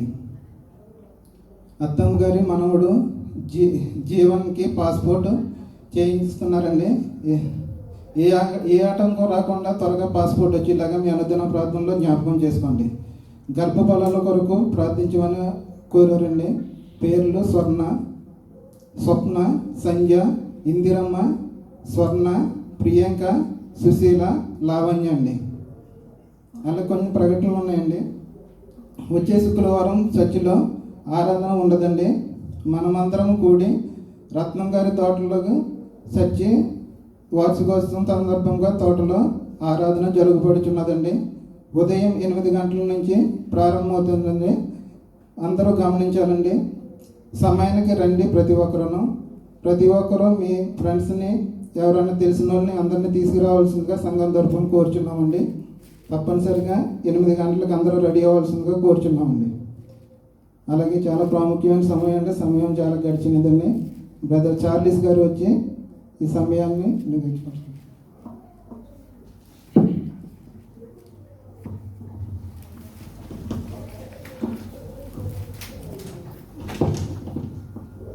యేసు వారి పరిశుద్ధ నామమున మీ అందరికి కూడా శుభాభివందనాలు తెలియజేసుకున్నానండి. ఈ అవకాశం ఇచ్చిన సంఘ కాపరికి, సంఘ సభ్యులందరికీ కూడా నా హృదయపూర్వక వందనాలు. చిన్న ప్రార్థన చేసుకుని మన వాక్యంలోకి. మహాపరిశుద్ధుడా, గొప్ప దేవ, నీ బంగారు పాదానికి లెక్కలేని స్తుతులు స్తోత్రాలైనా. ఈ సమయం ఇచ్చిన గొప్ప దేవ, నీకు లెక్కలేని స్తుతులు స్తోత్రాలైనా. ఇప్పుడు వాక్యం బోధిస్తుండగానైనా మీ సహాయం దయచేయండి. నీ పరిశుద్ధాత్మ సహాయాన్నైనా నాకు మెండుగా దయచేయమని వచ్చిన తండ్రి. చెప్తున్న నాకునైనా వింటున్న వారికినైనా నీ పరిశుద్ధాత్మ సహాయం దయచేసినైనా ఈ ప్రాంగణం అంతా కూడానైనా నీ పరిశుద్ధాత్మతోనైనా నింపుమని వచ్చిన తండ్రి. నీ కంట్రోల్లోకి తీసుకుని వచ్చిన తండ్రి. మేమందరము కూడానైనా ఏదో ఒక చిన్న విషయమైనా నేర్చుకుని ఇంటికి వెళ్ళినైనా ఆ వాక్యానుసారంగా మేమందరం కూడా జీవించే భాగ్యాన్ని మాకు దయచేయమని మా ప్రభువును ప్రియరక్షకుడైన యేసు నామమున నడిచిన మా ప్రియ పరలోక తండ్రి. ఆమేన్. కోల్కతా రాష్ట్రంలో ఒక జరిగిన నిజమైన సంఘటనని మనం ఒకసారి జ్ఞాపకం చేసుకుందాం. కోల్కతాలో కొల్లు అనే ఒక వ్యక్తి నివసించేవాడు. అతను తక్కువ కులానికి చెందినవాడు కాబట్టి అతని తండ్రి ధనము తక్కువగా ఉండటం వల్ల ఒక జమీందారు దగ్గర అప్పు తీసుకోవడం జరిగింది. అప్పు తీసుకుని చెల్లించలేకపోవడం వల్ల అది వడ్డీ మీద వడ్డీ అయ్యి ఆ జమీందారు అతన్ని ఒక బానిసగా తీసుకోవడం జరిగింది. బానిసగా చేసుకుని అతను ఇంకా కూడా అతని దగ్గర పనిలో పెట్టుకుని ఇంకా వెళ్ళనివ్వకుండా చేస్తున్నాడు ఆ చిన్న బాలుడిని. అయితే ఎంత అప్పు అని అంటే ఆ బాలుడికి కొడుకు పుట్టినా కూడా తీర్చలేని స్థితిలోకి ఆ వడ్డీని పెంచేసి ఆ యజమానుడు, ఆ జమీందారు అతని దగ్గరే ఉంచుకుంటూ నడిపిస్తున్నాడు. అతనికి ఒక పశువుల డైరీ ఫామ్ కూడా ఉంది. ఏంటంటే పశువుల్ని మేపడమే అతనికి ఒక పనిగా పెట్టేసి అతన్ని నడిపిస్తున్నాడు. అతనికి కావలసిన తిండిని ఇవ్వట్లేదు, కావలసిన బట్టలను కూడా ఇవ్వట్లేదు, కంటి నిండా నిద్రపోయే స్థితిలో ఆ బిడ్డ లేడు. అతనికి కేవలం ఆ పశువులను మేపటమే ఒక పనిగా పెట్టినప్పుడు కనీసం ఆ పశువులకైనా తినటానికి ఆహారం ఉందేమో కానీ ఆ బిడ్డకి ఆహారం లేదు. అలాగే కృషించిపోతున్నప్పుడు ఆ రోడ్ల మీద నడుస్తూ పశువులు ఎటువైపు వెళ్తున్నాయో అటువైపు నడుచుకుంటూ వెళ్ళిపోతున్నాడు. అయితే అతనికి కాళ్ళకి ఎన్నో ముళ్ళు, రాళ్ళు, రప్పలు తగులుతున్నప్పుడు అతనికి ఎన్నో పుండ్లు జరిగి తర్వాత సీము కారిపోతూ ఊళ్ళంతా కూడా బస కారిపోతూ నడిచిపోతున్నప్పుడు ఆ కలకత్తా వీధుల్లో అనేక మంది రాజకీయ నాయకులు, గొప్ప గొప్ప రాజకీయ నాయకులు వెళ్తున్నారు, కానీ ఎవరు పట్టించుకోవాలా. గొప్ప గొప్ప సినిమా యాక్టర్లు వెళ్తున్నారు, కానీ ఎవరు కూడా పట్టించుకోవాలా. గొప్ప గొప్ప ధనికులు వెళ్తున్నారు, ఎవరు పట్టించుకోవాలా. కానీ ఒకే ఒక ఆయన్ని చేరదీసింది ఎవరంటే మదర్ తెరీసా. ఆ మదర్ తెరీసా దగ్గరికి వెళ్ళి, బాబు ఏం జరిగింది అన్నప్పుడు ఆ సంగతి అంతా కూడా ఆమెకు వివరించారన్నమాట. నాకు ఎవరు లేరు అనే కాదు, కానీ అతను చెప్పిన విషయం ఏంటంటే, నన్ను తక్కువ కులస్తుడిగా నన్ను గుర్తించి నన్ను రోజు హింసిస్తున్నాడు, బాధిస్తున్నాడు, నన్ను పూర్తిగా అవమానిస్తూ నాకు తిండి కూడా పెట్టని స్థితిలో నన్ను ఉన్నాడు. నాకు ఉన్న గాయాలు అన్ని చూపించినప్పుడు నీకు ఎవరూ లేరా అని అడిగినప్పుడు నాకు ఉన్నారు, బంధుమిత్రులు అందరూ కూడా ఉన్నారు, కానీ వాళ్ళు చెప్పిన మాట మాత్రం ఒకటే, ఏంటంటే నీ కర్మ ఇంతే, నువ్వు బానిస కింద బతకాల్సిందే, అతనికి ఒక స్లేవ్గా ఉండాల్సిందే అనేసి అన్నప్పుడు, అప్పుడు నన్ను నా బ్రతుకును మార్చేవాళ్ళు ఎవరూ లేరా అని ఆ బిడ్డ అడిగినప్పుడు తన మదర్ తెరీసా అన్న ఒకే మాట ఏంటంటే, నువ్వు నాతో వస్తే నీ బ్రతుకును మారుస్తాననేసి ఆ మాట అన్నప్పుడు ఆమె హత్తుకుని అతన్ని తీసుకువెళ్ళటం జరిగిందనమాట. అయితే ఇలా తీసుకువెళ్ళటం ఆ యజమాని ఊరుకుంటాడా? ఊరుకోడు. కానీ ఆమె తీసుకువెళ్ళి పోరాడింది, చాలా పోరాడి అతనికి విడుదలను తెచ్చినప్పుడు అతనికి కావాల్సిన తిండినిచ్చింది, కంటి నిండా నిద్రపోవడానికి సమయాన్ని ఇచ్చింది, వాడు కట్టుకోవడానికి వస్త్రాన్ని ఇచ్చింది, కప్పుకోవడానికి దుప్పటినిచ్చింది, ఇచ్చి ఒక స్కూల్లో జాయిన్ చేయించింది, తర్వాత కాలేజ్లో జాయిన్ చేయించింది.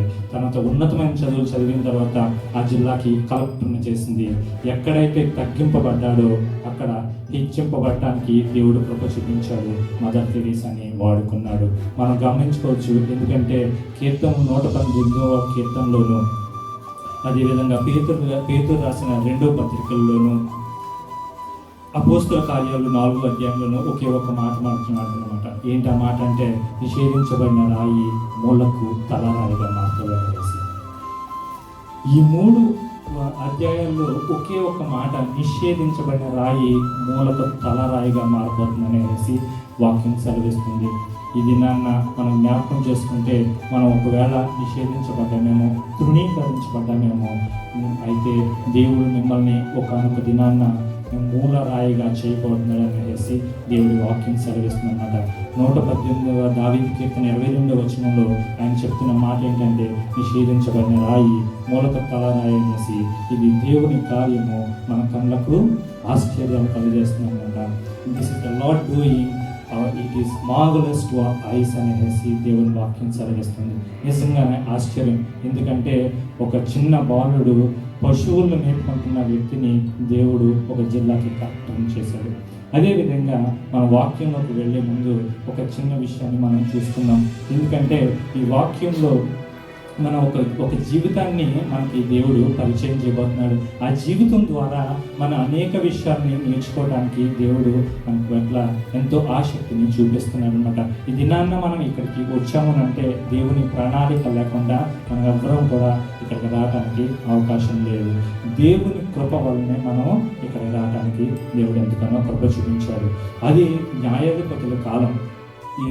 యెహోషువ నడిపించిన కాలం నుండి సౌలు రాజుగా మారిన మధ్య కాలంలో న్యాయాధిపతులు ఇశ్రాయేలుని ఏలిన కాలం. అప్పట్లో రాజు ఎవరు లేరు. ఒకవేళ రాజు ఉన్నట్లయితే ప్రజలందరూ కూడా ఆయన మాట విని ఆయన మాట అనుసారంగా జీవించేవాళ్ళేమో. అక్కడ రూల్స్ లేవు, ఏమి లేవు. ఒకవేళ రూల్స్ ఉన్నా కూడా పాటించే అవకాశమే లేదు. కానీ రాజే లేకపోతే ఇంకే విధంగా జీవిస్తారు మనం ఒకసారి ఆలోచిద్దాం. ఎందుకంటే అదొక చీకటి ప్రపంచంగా మారిపోతున్నప్పుడు అక్కడ ఒక వెలుగులా యెఫ్తా కనిపించాడు అనమాట.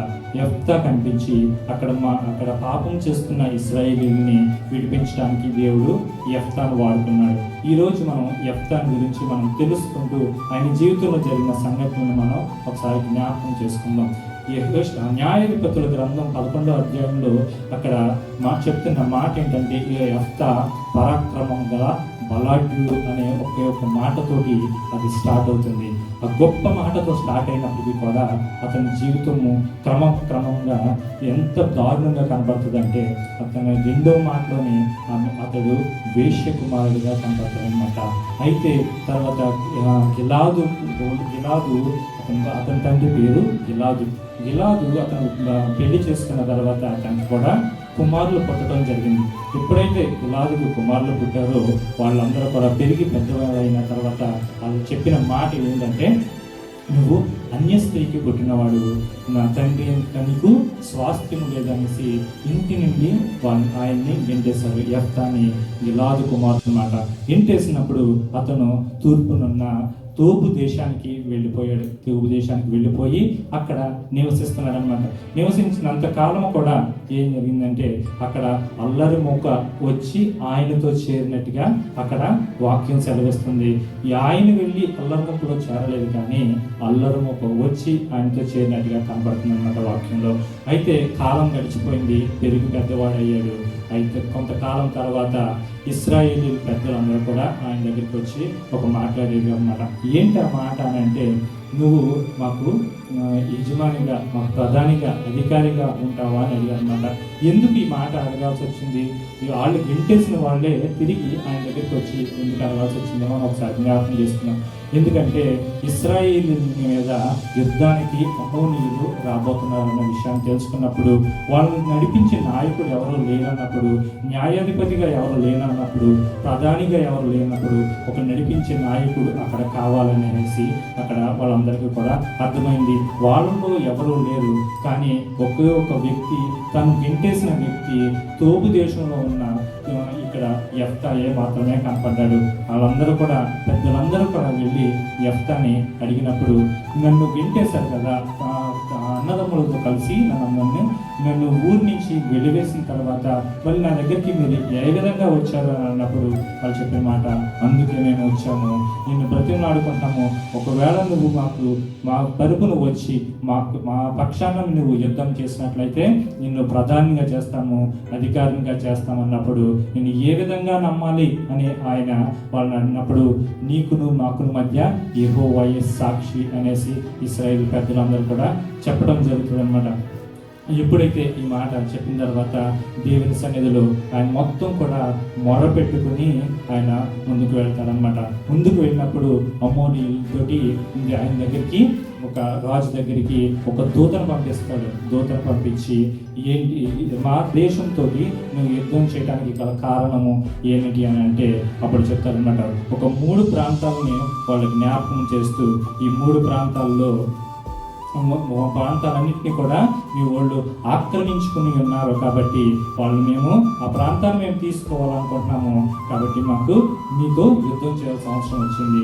ఒకవేళ మీరు మాకు ఇచ్చేసినట్లయితే మేము యుద్ధం చేయాల్సిన అవసరం లేదన్నప్పుడు అక్కడ యెఫ్తా చెప్తున్న మాట ఏంటంటే, ఈ అర్నోను, యెక్కోబు, యొర్దాను ప్రాంతాలను మీరు ఆక్రమించుకున్నారని అంటున్నారు. కానీ అక్కడ జరిగిన విషయం ఏంటంటే, ఐగుప్తు నుండి దేవాతి దేవుడు, సైన్యములకు అధిపతి అయిన దేవుడు, ఎర్ర సముద్రాన్ని దాటించిన దేవుడు మమ్మల్ని వస్తున్నప్పుడు, ఇశ్రాయేలులోకి ప్రవేశించడానికి దారి లేనప్పుడు మేము మిమ్మల్ని అడిగిన మీ దేశం ద్వారా మేము వెళ్తామన్నప్పుడు మీరెవరు కూడా మాకు స్థలం ఇవ్వలేదు. కనుక సైన్యములకు అధిపతి అయిన దేవుడు మీతో యుద్ధం చేయడానికి మమ్మల్ని ప్రేరేపించినప్పుడు మేము యుద్ధం చేసి ఆ స్థలాలన్నింటినీ కూడా మేము ఆక్రమించుకున్నాము. అడవిలోంచి వెళుతూ అమోరీయుల మీదను, మోయాబీల మీద ప్రాంతాల నుంచి వెళుతూ ఈ 3 ప్రాంతాలను మేము ఆక్రమించుకున్నాము. ఈ దేవుడు మమ్మల్ని ఆక్రమించుకోవడానికి ఇచ్చాడు, ఇది మా స్వాస్థ్యం అనేసి ఆ దూతతో మరొకసారి ఆ సంభాషణని పంపించినప్పుడు మరొకసారి ఆ రాజు, అమోరియల్ రాజు ఒప్పుకోకపోతే యుద్ధానికి సిద్ధం అవ్వమనేసి ఇక్కడ యెఫ్తా చెప్పినప్పుడు అక్కడ పెద్దలందరితో కూడా మాట్లాడతాడు. అయితే ఇక్కడ యెఫ్తా వెళ్ళి మిస్పాలో దేవుని సన్నిధిలో ఆయన మొరపెట్టుకుంటాడు అన్నమాట. మొరపెట్టుకున్నప్పుడు దేవుడు ఆయన ఆజ్ఞ ఇచ్చినప్పుడు ఆయన యుద్ధానికి బయలుదేరతాడనమాట. యెహోవా ఆత్మ ఆయన మీదకి రాగా అనే మాటని ఇక్కడ మనం చూస్తామన్నమాట. ఎప్పుడైతే యెహోవా ఆత్మ అతని మీదకి వచ్చినప్పుడు గిలాదు ప్రాంతాలన్నింటినీ కూడా సంచరించాడు. అక్కడ సంచరించి ఆయన వాళ్ళ మీదకి వెళ్ళటానికి వెళ్ళే ముందు ఆయన ఒకే ఒక మాట అడిగాడు, నేను ఒకవేళ అమోరీయులు నన్ను నశింపచేసినట్లయితే, నన్ను క్షేమంగా ఇంటికి తిరిగి వచ్చినట్లయితే నేను తప్పకుండా నా ఇంటి ద్వారం నుండి ముందుగా ఎవరు వస్తారో వాళ్ళని మీకు ప్రతిష్ఠతగా అర్పిస్తాను, దహన బలిగా అర్పిస్తాను అనేసి ఒక ప్రమాణం దేవునితో చేసుకుంటాడనమాట. ఎప్పుడైతే ఈ ప్రమాణం చేసుకుంటాడో అప్పుడు దేవుడు వాళ్ళందరినీ ఒక 20 ప్రాంతాలని మటుమూలం చేసే విధంగా దేవుడు అతనికి అప్పగించేస్తాడన్నమాట. అణిచి వేసేసి పూర్తిగా చంపేసి వాటికి ఆయనకి చేతికి అప్పగించినప్పుడు ఆయన ముందుకు వెళ్ళిపోతాడు. సంతోషంగా ఇంటికి వెళ్ళిపోతున్నప్పుడు విచిత్రం ఏంటంటే, బాధాకరమైన విషయం ఏంటంటే, తన ఇంటి ద్వారం నుండి ముందుగా బయటకు వచ్చింది ఎవరో కాదు, తన ఒక్కగానొక కూతురు ఇంటి ద్వారం నుంచి బయటకు వస్తున్నప్పుడు గుండె పగిలిపోయింది, బట్టలు చింపుకున్నాడు, ఏడ్చుతూ ముందుకు వెళ్ళిపోయాడు. ఎందుకమ్మా నా ముందుకు ఇలాగో వచ్చావు అనేసి బాధపడుతున్నప్పుడు తన మాట్లాడిన ఒక్క మాట ఏంటంటే, యెహోవా గొప్ప కార్యం చేశాడు, నీ శత్రువులైన అమ్మోనీయుల చేతుల నుండి నీ ప్రజలను రక్షించాడు, ఈసారికి ఇలా కానీ నాకు ఒక్క 2 నెలల్లో టైం ఇవ్వమనేసి తను అడిగింది. ఎందుకంటే కొండల లోయల్లోకి వెళ్ళిపోయి నేను నా కన్యత్వం గురించి ప్రలాపించి ఏడ్స్తానని అన్నప్పుడు తండ్రి తనకి అవకాశం ఇచ్చినప్పుడు తన కొండలలోకి వెళ్ళిపోయినట్టుగా కనపడుతుందన్నమాట. యెఫ్తా గురించి మనం ఇప్పుడు అంతా కూడా మనం తెలుసుకున్నాము. తన పరిస్థితి బాగానే స్టార్ట్ అయినప్పటికీ పరిశుద్ధాత్మ దేవుడు ఒక్క మాటలో పరాక్రమం గల బలాఢ్యుడు అని స్టార్ట్ చేసినప్పటికీ కూడా ఒక వేశ్య కుమారుడిగా, ఒక జీరోగా మనకి ముందు కనిపించడానికి ఆయన వాక్యం చూపించినప్పటికీ కూడా చివరి అంతము ఏ విధంగా ఉందంటే, ఆయన ఒక ప్రధానిగాను ఇశ్రాయేలుకి న్యాయాధిపతిగాను దేవుడు నిర్మించినట్టుగా మనకు కనపడుతుంది. అతను ఆ కుటుంబంలో ఒక ఆ రాయిలాగానే కనపడుతున్నాడు, కానీ వాళ్ళకి ఒక మూలకు తలరాయిగా మారటానికి దేవుడు ఎంతగానో కృప చూపించాడు. ఈ యెఫ్తా జీవితం నుంచి మనం నేర్చుకోవాల్సిన పాఠాలు, మనం ఒక 5 పాఠాలు నేర్చుకోవడానికి దేవుడు ఎంతగానో కృప చూపిస్తున్నాడు. ఒక్కసారి మనం గమనించినట్లయితే న్యాయాధిపతుల గ్రంథము 11వ అధ్యాయాన్ని మనం ఒకసారి తెలిసినట్లయితే ఒక విషయాన్ని, ఫస్ట్ విషయాన్ని మనం తెలుసుకుందాం. మనం ఒకవేళ తృణీకరించబడచ్చు, కానీ దేవుడు మనల్ని వాడుకోబోతున్నాడనే విషయాన్ని మనం ఒకసారి తెలుసుకుందాం. ఎవరైనా సరే 1 నుంచి 3 వచనాలు స్పష్టంగా చదివేవాళ్ళు చదవాల్సిందిగా కోరుతున్నాను. గిలాదు వాడైన యెఫ్తా పరాక్రమం గల బలాఢ్యుడు, అతడు వేశ్య కుమారుడు. గిలాదు యెఫ్తాను కనెను, గిలాదు భార్య కుమారుని కనగా అతను పెద్దవాడై యెఫ్తాతో, నీవు అన్య స్త్రీకి పుట్టినవాడు కనుక నీ తండ్రి ఇంట నీకు స్వాస్థ్యం లేదనేది. యెఫ్తా తన సహోదరుల యొద్ద నుండి పారిపోయి తోపు దేశమున నివసింపగా అల్లరి జనము యెఫ్తా దగ్గరికి వచ్చి అతన్ని కూడా సంచరించారు. ఇక్కడ మనం ఒక్కసారి గమనించినట్లయితే యెఫ్తా యొక్క జీవితాన్ని ఒక 3 వచనాల్లో మనకు అర్థమైపోతుంది. ఇక్కడ యెఫ్తా చేసిన తప్పేమీ లేదు. తను అటువంటి తల్లిదండ్రులకి పుట్టాలన్న ఉద్దేశము తనకు లేదు. తను అటువంటి ఆ బిడ్డ అక్కడ పుట్టడానికి కారణము ఎవరునో కాదు. ఎందుకంటే ఒక యాక్సిడెంటల్గా జరిగింది అని అనుకోవటానికి ఒక అవకాశమే లేదు. ఇక్కడ తల్లి అనుకోలేదు, తండ్రి అనుకోలేదు. ఇక్కడ కాకపోతే అక్కడ యెఫ్తా అక్కడ జీవించడానికి కారణమయ్యాడు. ఆ ఇంటిలో తిరగటానికి ఎప్పుడు కూడా గిలాదు యొక్క పాపము తిరుగుతున్నట్టుగానే అక్కడంతా కూడా కనపడుతుంది అనమాట. ఎందుకంటే మనం అందరం కూడా నేను ఈ లోకంలో నీకు ఎందుకు వచ్చాము అనేసి ఒకవేళ మనం ప్రశ్నించుకుని ఉండొచ్చు. ఒక్కసారి తల్లిదండ్రులే నువ్వు పుట్టకపోయింటే బాగుండేదేమో అని తల్లిదండ్రులు కూడా అని ఉండొచ్చు. కానీ ఇక్కడ దేవుడు ఒకే ఒక మాట చెప్తున్నాడు అనమాట. ఏంటంటే ఎవరో కూడా అనుకోకుండా పుట్టినోడు కాదు, కానీ మనము అనుకోకుండా పుట్టొచ్చు, కానీ దేవుడి ప్రణాళికలో మనం ఉన్నామనే సంగతి మనం గ్రహించాలి. ప్రతి ఒక్కరము కూడా ఈ లోకంలోనికి వచ్చామంటే దేవుని యొక్క ప్రణాళిక చెప్పనే మనం ఈ లోకంలోనికి వచ్చినట్టుగా మనం జ్ఞాపకం చేసుకోవాలి. ఎందుకు ఈ మాట చెప్తున్నానంటే, ఇలాగూ ఆలోచించకపోవచ్చు, ఇలా జరుగుతుందని ఆలోచించకపోవచ్చు, కానీ ఆ వేశ్య అయిన తల్లి కూడా ఆలోచించకుండా పోవచ్చు. కానీ ఇక్కడ జరిగిన సంఘటన మనం ఆలోచిస్తే దేవుని ప్రణాళికతోనే ఈ లోకంలోనికి వచ్చాడనే విషయాన్ని మనం గ్రహించాలి. ఎందుకంటే దేవుడు తృణీకరింపబడ్డాడు అనే మాట నుండి తన మూలక తలరాయిగా చేయడానికి దేవుడు సిద్ధపడ్డాడు కాబట్టి ఈ లోకంలోనికి అతన్ని తీసుకురావటం జరిగిందనమాట. ఎందుకంటే కీర్తనల గ్రంథం 139వ కీర్తనలో 16-17 వచనంలో ఇక్కడ చెప్తున్న మాట మనం ఒకసారి జ్ఞాపకం చేసుకుంటే, నేను పిండమునై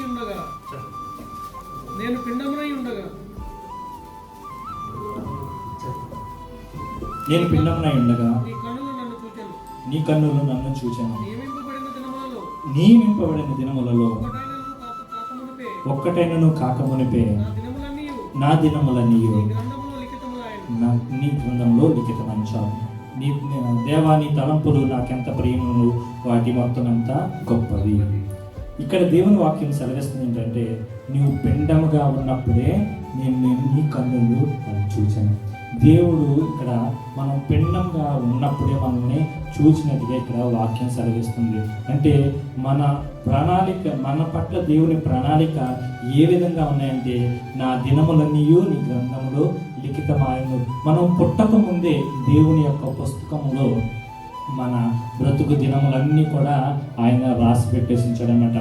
ఈ విధంగా ఇక్కడ ఈ సమయంలో ఇక్కడ ఇలా పుట్టాలి, ఈ విధంగా చివరి దినం అవ్వాలి అనే ఉద్దేశాన్ని దేవుడు ఆయన ప్రణాళికలో పెట్టుకున్నాడు.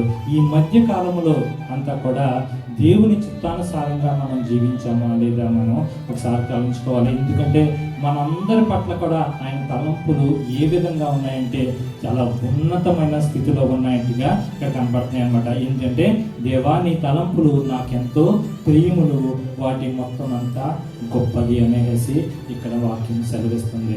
బహుశా ఇక్కడ గిలాదు యొక్క తండ్రి ఒక స్త్రీ లోబి అయి ఉండొచ్చు, తల్లి వ్యభిచారి అయి ఉండొచ్చు. కానీ ఇక్కడ యెఫ్తా చేసిన తప్పు ఏమీ లేదు, కానీ వాళ్ళకి కుమారుడిగా పుట్టడం జరిగిందే తప్పు అని అనుకుంటే, ఇక్కడ గిలాదు చేసింది మొదట తప్పు. తర్వాత ఎందుకు ఈ మాట చెప్పాల్సి వచ్చిందని అంటే, తన కుటుంబాన్ని ఎక్కడిని కూడా ఆయన కంట్రోల్లోకి తీసుకోలేకపోయాడు. వీడు నా కుమారుడు ఇక్కడే ఉంటాడు అని ఒకవేళ చెప్పినట్లయితే తన భార్య ఒప్పుకుని ఉండొచ్చు, తర్వాత తన అన్నదమ్ములు కూడా ఒప్పుకుని ఉండొచ్చు. కానీ ఆ మాట చెప్పలేకపోయిన స్థితిలో ఉన్నాడు. కాబట్టి అక్కడ జరిగిన సన్నివేశాన్ని మనం ఒకసారి గమనించుకుంటే, తన అన్నదమ్ములందరూ కూడా పెరిగి పెద్దవాళ్ళైన తర్వాత యెఫ్తాని బయటికి గెంటేసినట్టుగా కనపడుతుంది అన్నమాట. బయటికి గెంటేసిన వెంటనే అక్కడ జరిగిన విషయం ఏంటంటే, అల్లరు మూక ఆయనతో చేరెను అనే మాటని కనపడుతుంది అనమాట. ఎప్పుడైతే ఇక్కడ వాళ్ళు వచ్చి చేరాడా అని మనం గమనించినట్లయితే, వాళ్ళే వచ్చి యెఫ్తాతో చేరారు. కానీ యెఫ్తా ఎక్కడ కూడా దేవుని సన్నిధిని విడిచిపెట్టకపోవడం వల్ల క్రమంగా పెద్దవాడయ్యి అక్కడున్న అన్యాయాలకి, అక్రమాలకి అన్నింటికి కూడా ఒక సింహస్వప్నంగా తయారయ్యాడు అనమాట. తయారయ్యి అక్కడున్న అన్యాయాలన్నింటినీ కూడా అణచివేయటానికి దేవుడు అతన్ని వాడుకుంటున్నాడు. పెరిగి పెద్దవాడవటానికి దేవుడు అతన్ని ఎంతగానో కృప చూపించాడు. అక్కడ వాళ్ళందరూ కూడా తృణీకరించి బయటకు గింటేశారు. కానీ ఇక్కడ ఆయన ఒక తలరాయిగా, మూలరాయిగా మారటానికి దేవుడు అతనికి ఎంతగానో కృప చూపించాడు.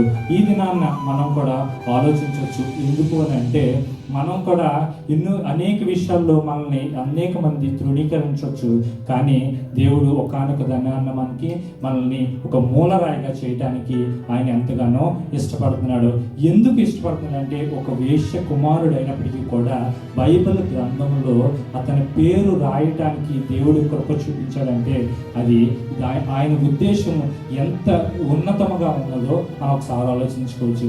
ఎందుకంటే హెబ్రీయులకు రాసిన పత్రిక 11వ అధ్యాయము 32వ వచనంలో ఒక చక్కటి మాటని ఆయన పరిశుద్ధాత్మ దేవుడు రాయించడానికి దేవుడు ఎంతగానో కృప చూపించాడు. హెబ్రీయులకు రాసిన పత్రిక 11వ అధ్యాయము 32వ వచనం, ఇంకనూ ఏమందును.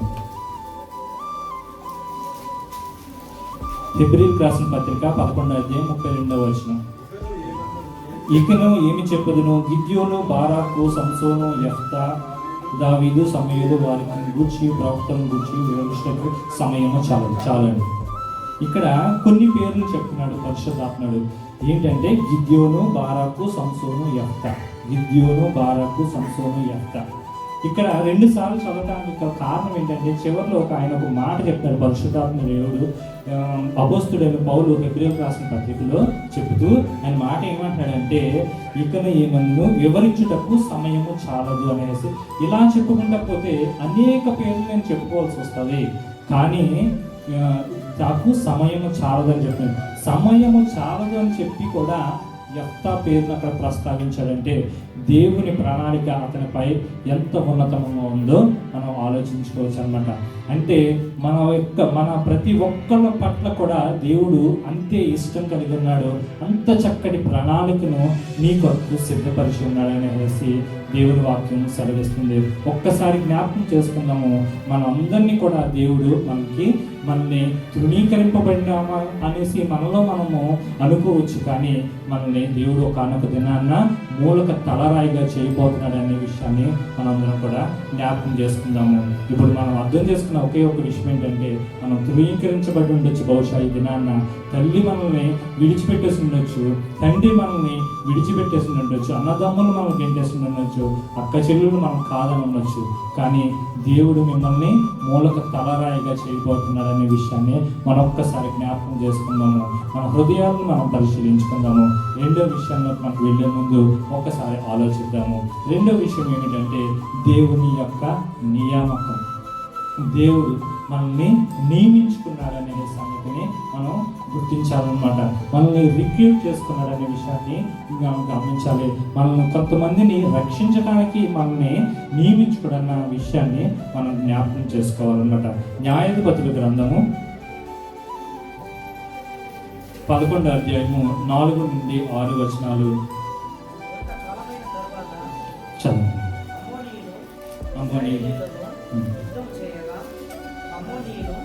ఇశ్రాయేలులతో యుద్ధం చేసినందున గీలాదు పెద్దలు తోపు దేశం నుండి యెఫ్తాను రప్పించుటకు పోయి, నీవు వచ్చి మాకు అధిపతివై విండుము. అప్పుడు మనము అమ్మోనీయులతో యుద్ధం చేయదామని యెఫ్తాతో చెప్పిరి.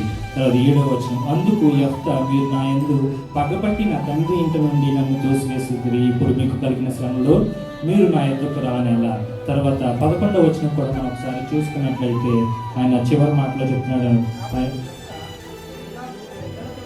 కాబట్టి యెఫ్తా గిలాదు ప్రజలతో కూడా పోయినప్పుడు జనులు తమకు ప్రధానిగాను అధిపతిగాను అతనే నియమించుకునేది. అప్పుడు యెఫ్తా మిస్పాలో యెహోవా సన్నిధిని తన సంగతి అంతయు వినిపించాను. అయితే ఇక్కడ మనం ఒక్కసారి గమనించుకున్నట్లయితే ఇక్కడ యెఫ్తాని దేవుడు నియమించుకున్నట్టుగా కనపడుతుంది. కొంతకాలం గడిచిపోయింది, అక్కడ ఒక లీడర్గా కనపడుతున్నాడు. తోపు దేశంలో యెఫ్తా ఒక లీడర్గా కనపడుతున్నాడు. వాళ్ళందరూ కూడా ఇశ్రాయేలీలు పెద్దలందరూ కూడా అక్కడ గిలాదు యొక్క కుమారుల యొక్క మనసును గెలుచుకోవడానికి వాళ్ళందరితో కలిసి మరి కుమారులందరూ కూడా యెఫ్తాని ఇంటి నుండి బయటికి గెంటేశారు. ఇప్పుడైతే ఈ విధంగా గెంటేశారు, తనకు ఉండటానికి ఇల్లు లేదు, నిద్రపోవటానికి ప్లేస్ లేదు, అయినా దూరపు దేశానికి వెళ్ళిపోయాడు, అక్కడే నివసిస్తున్నాడు. తనకి నా అనేవాళ్ళు ఎవరు లేనప్పుడు పరిస్థితుల్లో కూడా ఆయన దూరంగా నివసిస్తున్నప్పుడు అక్కడిని ఆయన్ని ఆశ్రయించే వాళ్ళు లేరు, కానీ అక్కడ అల్లరి మొక్క వచ్చి వాళ్ళతో చేరినట్టుగా కనపడుతుంది అనమాట.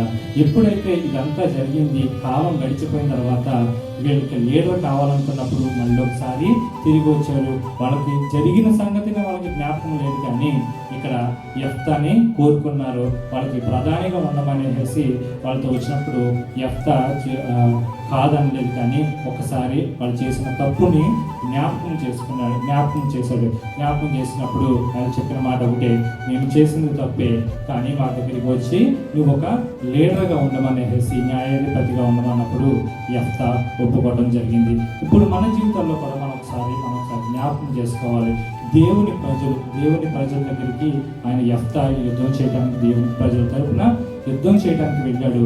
ఇక్కడ మనకి దేవుడు పని అప్పగిస్తున్నప్పుడు మనం వాటిని విడిచిపెట్టి వెళ్ళిపోతున్నామా, లేకపోతే ఆ పనిని కొనసాగిస్తున్నామా అని మనం ఒకసారి జ్ఞాపకం చేసుకోవాలి.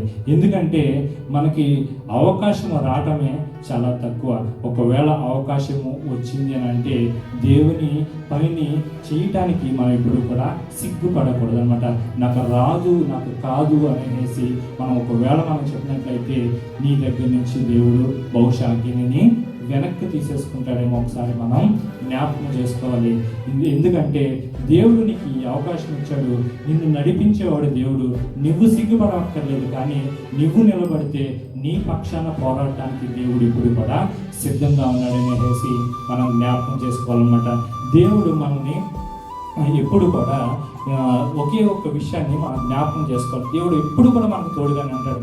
ఆయన పక్షాన, ఆయన తరపున మనం నిలబడినట్లయితే ఎవరో కూడా మనల్ని అడ్డుకట్ట వేయలేరు. ఎందుకంటే 1 సమూయేలు గ్రంథం 16వ అధ్యాయంలో 7వ వచనంలో చెప్తున్న ఒకే ఒక మాట ఏంటంటే, దేవుడు హృదయాలను చూస్తాడు. మనుషులు పై విషయాన్ని లక్ష్య పెడతారు, కానీ దేవుడు హృదయాన్ని చూస్తాడనేసి వాక్యం సెలవిస్తుంది.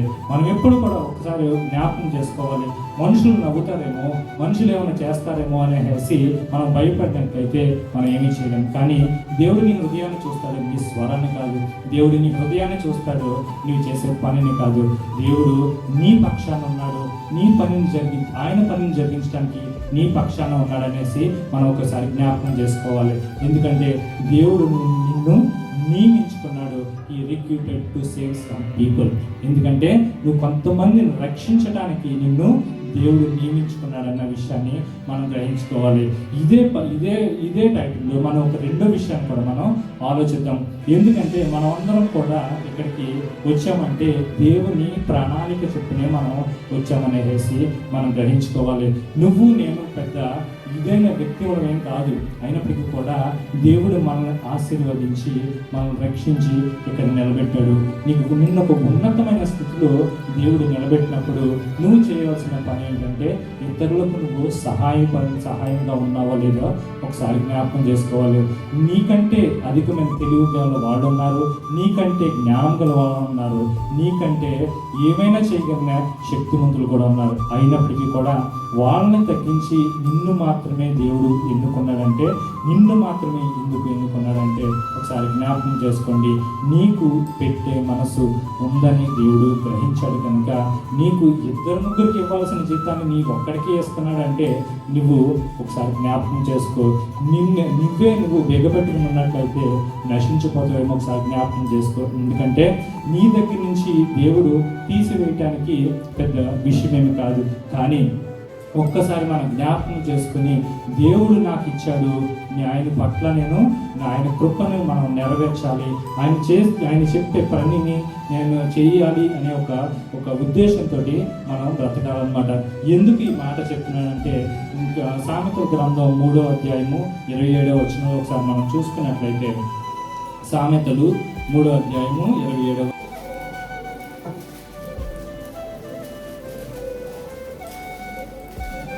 మేలు చేయటానికి చేతనైనప్పుడు దాన్ని పొందదగిన వారికి చేయకుండా వెనుకకు తీయకము.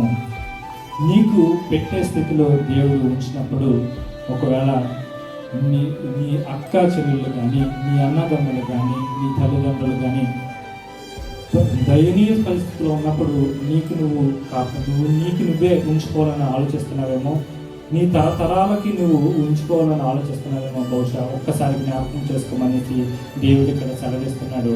ఎందుకంటే నీ స్నేహితులైనా నీ బంధువులకైనా ఎవరినైనా కూడా నీకు పెట్టే స్థితిలో నిన్ను ఉంచాడంటే ఒకసారి జ్ఞాపకం చేసుకో.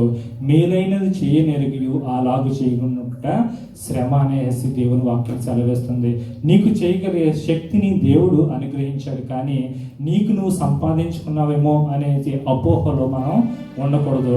దేవుడు మనకి ఇచ్చింది ఇతరులకి పెట్టడానికి అనేసి మనం ఒకసారి గ్రహించుకోవాలన్నమాట.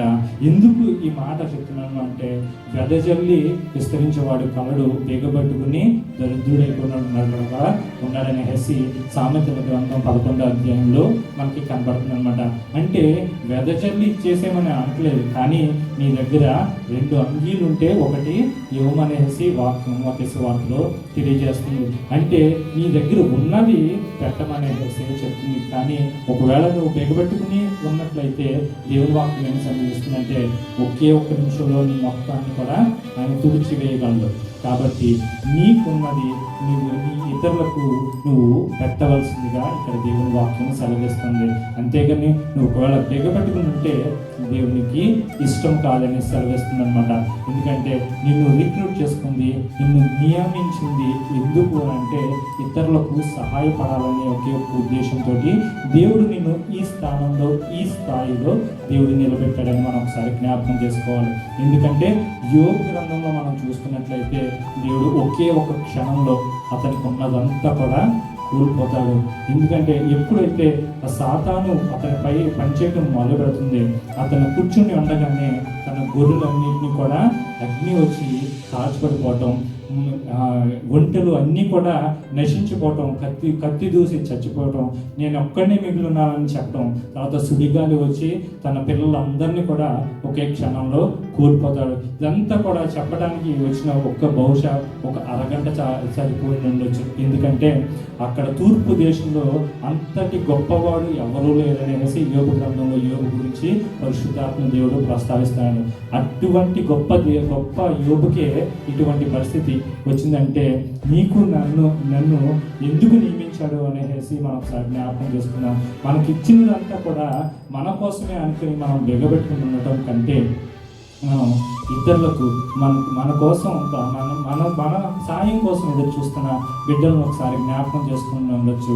ఎందుకంటే బహుశా నీ అక్క చెల్లెళ్ళే కావచ్చు, నీ అన్నదమ్ములే కావచ్చు, నీ తల్లిదండ్రులే కావచ్చు, నీ స్నేహితులే కావచ్చు, నీ బంధువులే కావచ్చు, ఎవరైనా కూడా వాళ్ళు మంచిగా దేవుని కొరకు జీవిస్తూ అనేక బాధలు పడుతున్నారు అంటే దేవుడు నీ వైపు చూస్తున్నాడు, నువ్వు ఏమి చేస్తావా అని చూస్తున్నాడు. బహుశా ఇది నన్ను నీతోనే మాట్లాడుతున్నాడేమో ఒకసారి జ్ఞాపకం చేసుకో. ఎందుకంటే ఒక్కసారి చూద్దాము సామెతల గ్రంథం 11వ అధ్యాయము 24వ వచనంలో చక్కటి మాటని ఆయన చెప్తున్నాడు అనమాట. వెదజల్లి అభివృద్ధి పొందువారు కలరు, తగిన దానికన్నా తక్కువ ఇచ్చి లేమికి తెచ్చుకుని వారు కలరు. దేవుని వాక్యం ఎప్పుడు కూడా వ్యర్థం కాదు. ఒకసారి జ్ఞాపకం చేసుకుందాము. వెదజల్లి ఇచ్చే అభివృద్ధి పొందేవాళ్ళు, నువ్వు ఇచ్చే కొలిది కూడా దేవుడు ఇంకనూ కూడా నిన్ను ఆశీర్వదించడానికి ఆయన సిద్ధంగా ఉన్నాడు. మనం కష్టపడితే మనకి జీతం రావచ్చు, కానీ పోయిన వారం మన వాక్యం విన్నాము, కానీ మన ఆశీర్వాదం దేవుని దగ్గర మంచి మాత్రమే వస్తుంది అనేసి మనం ఒకసారి ఆలోచించాలన్నమాట. ఒకవేళ మనం దిగబెట్టినట్లయితే మనం దరిద్రులు అయిపోతామనేసి ఇక్కడ వాక్యం చదివిస్తుంది. మొట్టమొదటిగా మనం చూసుకున్న విషయం ఏంటంటే మనం ఒకవేళ తృణీకరించబడ్డామేమో, కానీ ఒకనొక దినాన్న దేవుడు మనల్ని వాడుకోబోతున్నాడు అనేసి దేవుని వాక్యం సెలవిస్తుంది. ఈ సమయంలో మనం ఇక్కడ ఈ స్థితిలో ఉన్నామంటే దేవుడు మనల్ని నియమించుకున్నాడనే విషయాన్ని మనం గ్రహించాలి. కానీ మనం బిగబట్టుకుని మనం ఉన్నట్లయితే ఒకే ఒక్క క్షణం చాలు దేవుడు మన నుంచి తీసివేసేయడానికి. ఒక్కసారి జ్ఞాపకం చేసుకుని దేవుడు ప్రణాళిక చెప్పున మనం జీవిద్దాము. మూడో విషయంలోకి వెళ్ళినట్లయితే ఏంటి ఆ మూడో విషయం అంటే కొన్నిసార్లు మనం ఇతరుల పాపాల వల్ల మనం బాధించబడతాం. మనము మన పాపాల వల్ల ఇతరులు కూడా బహుశా బాధించబడవచ్చు. ఇది కఠినమైన మాటే, కానీ ఒకసారి జ్ఞాపకం చేసుకుందాం. ఎందుకంటే మనం చేసే చిన్న చిన్న తప్పులు వాటికి శాపాలుగా మారుతాయేమో. ఒకసారి మనం చూసుకుందాం 11వ అధ్యాయము 28, 29, 30, 31 వచనాలు ఒకసారి చూసుకుందాం. న్యాయాధిపతుల గ్రంథం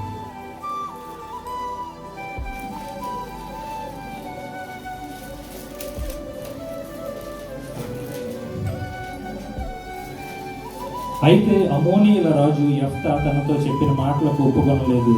యెహోవా ఆత్మ యెఫ్తా మీదకి రాగా అతడు గిలాదులోను మనష్షెలోను సంచరించు, గిలాదు మిస్పాలో సంచరించు, గిలాదు ఆ మిస్పా నుండి అమోనీయుల యొద్దకు సాగిన. అప్పుడు యెఫ్తా యెహోవాకు మొక్కుకొనెను, ఇట్లనగా నీవు నా చేతికి అమోనీయులు నిశ్చయముగా అప్పగించినగా నేను అమోనీయుల యొద్దకు నుండి క్షేమంగా తిరిగి వచ్చినప్పుడు నన్ను ఎదుర్కొన్నటకు నా ఇంటి ద్వారం నుండి బయలుదేరి వచ్చిన వచ్చినదేదో అది యెహోవాకు ప్రతిష్టమగును, మరియు దహన బలిగా నేను అర్పించదును అనేసి ఇక్కడ మాట సెలవిస్తున్నాడు. ఇక్కడ ఒక ప్రమాణం చేశాడు దేవునికి. అయితే యెఫ్తా ఏమని ప్రమాణం చేశాడంటే, నేను ఒకవేళ నిశ్చయంగా వాళ్ళని అణచివేసి నేను జయించి ప్రాణంతో తిరిగి వచ్చినట్లయితే నా ఇంటి ద్వారం నుంచి వచ్చే మొట్టమొదటి వ్యక్తిని నేను ప్రతిష్ఠితగా చేస్తాను, దహన బలిగా నేను అర్పిస్తాననేసి ఇక్కడ చెప్పాడు అనమాట. అయితే ఇక్కడ ఆ అర్పణ ఈయన చేసినప్పటికీ కూడా తప్పు లేదు అనే మాటనే మనం గ్రహించాలి. ఎందుకంటే దీనివల్ల ఆ కుమార్తె ప్రతిష్టతగా మారిపోవటం అది ఒక కారణం కావచ్చు, కానీ అక్కడ యెఫ్తా తప్పు లేనట్టుగానే కనపడుతుంది. ఎందుకంటే 28వ వచనంలో యెహోవా అతని మీదకి రాగా అనే ఒక పదం మనకి కనపడుతుంది. దేవుడు ఎప్పుడు తప్పు చేయుడు, ఆయన ఇటువంటి పరిస్థితులను కూడా ఎప్పుడు కోరుకోడు. అయితే తప్పంతా ఎక్కడ జరిగింది మనం ఒకసారి ఆలోచించినట్లయితే ఒక్కసారి మనం ఆలోచిద్దాం. ఎందుకంటే మొట్టమొదటి వచనంలోనే అక్కడ కనపడుతున్న మాట ఏంటి అంటే, యెఫ్తా ఒక వేశ్య కుమారుడిగా కనపడుతున్నాడు అన్నమాట. గిలాదు భార్యతో కుమారులు కన్నట్టుగా కనపడుతుంది. అంటే ఈ రెండు క్యారెక్టర్స్ని మనం చూసినట్లయితే తన తల్లి ఒక వేశ్యగా ఉండటం, తన వేశ్య వృత్తిని కొనసాగించటం, అంటే అనేక మార్లు బహుశా గద్దించే ఉండొచ్చు, అయినప్పటికీ కూడా తను ఇప్పుడు కూడా ఆ వేశ్య వృత్తిని వదిలినట్టుగా కనపడలేదు. తను గిలాదుతో కలిసి కొంతకాలం జీవించినప్పుడు యెఫ్తాని కానటానికి కారణమైంది. తను చేసిన ఈ ఘోరమైన పాపానికి ఈ గిలాదు అనేక మంది స్త్రీల దగ్గరికి బహుశా వెళ్ళి ఉండొచ్చు. వెళ్ళినప్పుడు ఇటువంటి పాపం అంతా కూడా తన బిడ్డల మీదకి రావటానికి ఎంతగానో అవకాశం ఉంది. మనం ఒక్కసారి గమనించుకుందాం. ఎందుకంటే మనం చేసే చిన్న పొరపాట్లు ఒక 5 నిమిషాలు 10 నిమిషాల సుఖాని కోసం మనం ఒక్కసారి తొందరపడినట్లయితే ఈ దినాన్న మనొకసారి దేవుడు జ్ఞాపకం చేస్తున్నాడు. ఏంటి అని అంటే, నువ్వు చేసే ఈ చిన్న పాపం వల్ల బహుశా ఎవరో బాధించబడుతున్నారేమో, నీ బిడ్డలు బాధించబడుతున్నారేమో, నీ తల్లిదండ్రులు బాధించబడుతున్నారేమో, నీ అక్క చెల్లెళ్ళు మీ శోధనలోకి వెళ్ళిపోతున్నారేమో, నీ అన్నదమ్ములు బాధించబడుతున్నారేమో. బహుశా ఒక్కసారి జ్ఞాపకం చేసుకుందాము. ఎందుకంటే మనం పాపం చేసి వాళ్ళు బాధించబడటం మనకి అది కరెక్ట్ కాదు కదా. మరొక్కసారి జ్ఞాపకం చేసుకుందాం. ఎందుకంటే దేవుని వాక్యము ఎప్పుడు తప్పు కాదనేసి మనకి అర్థమవుతుంది. ఎందుకంటే మనం పాపం చేయటం వల్ల ఇతరులు బాధించబడటం కరెక్ట్ కాదు. నేను ఈ మాట ఊరికనే చెప్పట్లేదు, కానీ దేవుని వాక్యం ఏమని సెలవిస్తుందంటే, నిర్గమాకాండం 20వ అధ్యాయము 5వ వచనంలోను ఒక మాటని దేవుడు ప్రస్తావిస్తున్నాడు. నిర్గమాకాండం 5వ వచనం 61వ పేజీలో నిర్గమాకాండం ఉంటుందండి. 20వ అధ్యాయము 5వ వచనం చదువు. నీ దేవుడినైన యెహోవానగు నేను రోషము గల దేవుడను, నన్ను దేశించే వారి విషయంలో 3-4 తరముల వరకు తండ్రుల దోషమును కుమారుల మీదకి రప్పించున్నాను. చాలండి. ఇక్కడ చెప్తున్న ఖచ్చితమైన మాట ఏంటంటే, నీవు చేసిన దోషం వల్ల మన దేవుడు రోషము గల దేవుడు. తప్పు చేస్తే ఎవరిని కూడా విడిచిపెట్టరు. ఎందుకంటే బహుశా నేనే తప్పు చేసింది, ఆ శిక్ష నా మీదకే వస్తుందేమో, నేనే నశించిపోతాను, నాదేం పోయిందిలే అని నేను పోయినా వారు బాధపడేవారు లేరు అనేసి నేను ఇదనాన్న అనుకోవచ్చు, పొరపాట్లు చేయొచ్చు. కానీ దేవుడు ఏమంటాడంటే 3-4 తరాల వరకు వ్యాపిస్తుందంట. నువ్వు చేసిన తప్పు వల్ల ఇంకోటి బాధించడం కరెక్ట్ అని నీకు అనిపిస్తుందా? లేదా ఒకసారి మన హృదయాన్ని మనం పరిశీలించుకున్నాం. ఎందుకంటే నువ్వు చేసిన పాపం వల్ల నీ బిడ్డలో శిక్షింపబడుతున్నారేమో ఒక్కసారి జ్ఞాపకం చేసుకున్నాము. వారి బిడ్డలో ఇంకా కూడా బహుశా నువ్వు చూడకపోవచ్చు, కానీ వాళ్ళు ఎంతగా బాధించబడతారు. వాళ్ళు అన్యం పుణ్యం తెలియకుండా వాళ్ళు బాధించబడటం కరెక్ట్ కాదు. కాబట్టి మనం ఒక్కసారి జ్ఞాపకం చేసుకుందాము. సామెతల గ్రంథము 29వ అధ్యాయము 1వ వచనంలో దేవుడు ఒకే ఒక మాట చెప్తున్నాడు. ఏంటి ఆ మాట అంటే, సామెతల గ్రంథము 29వ అధ్యాయము 1వ వచనం, ఎన్ని మార్లు గద్దించిన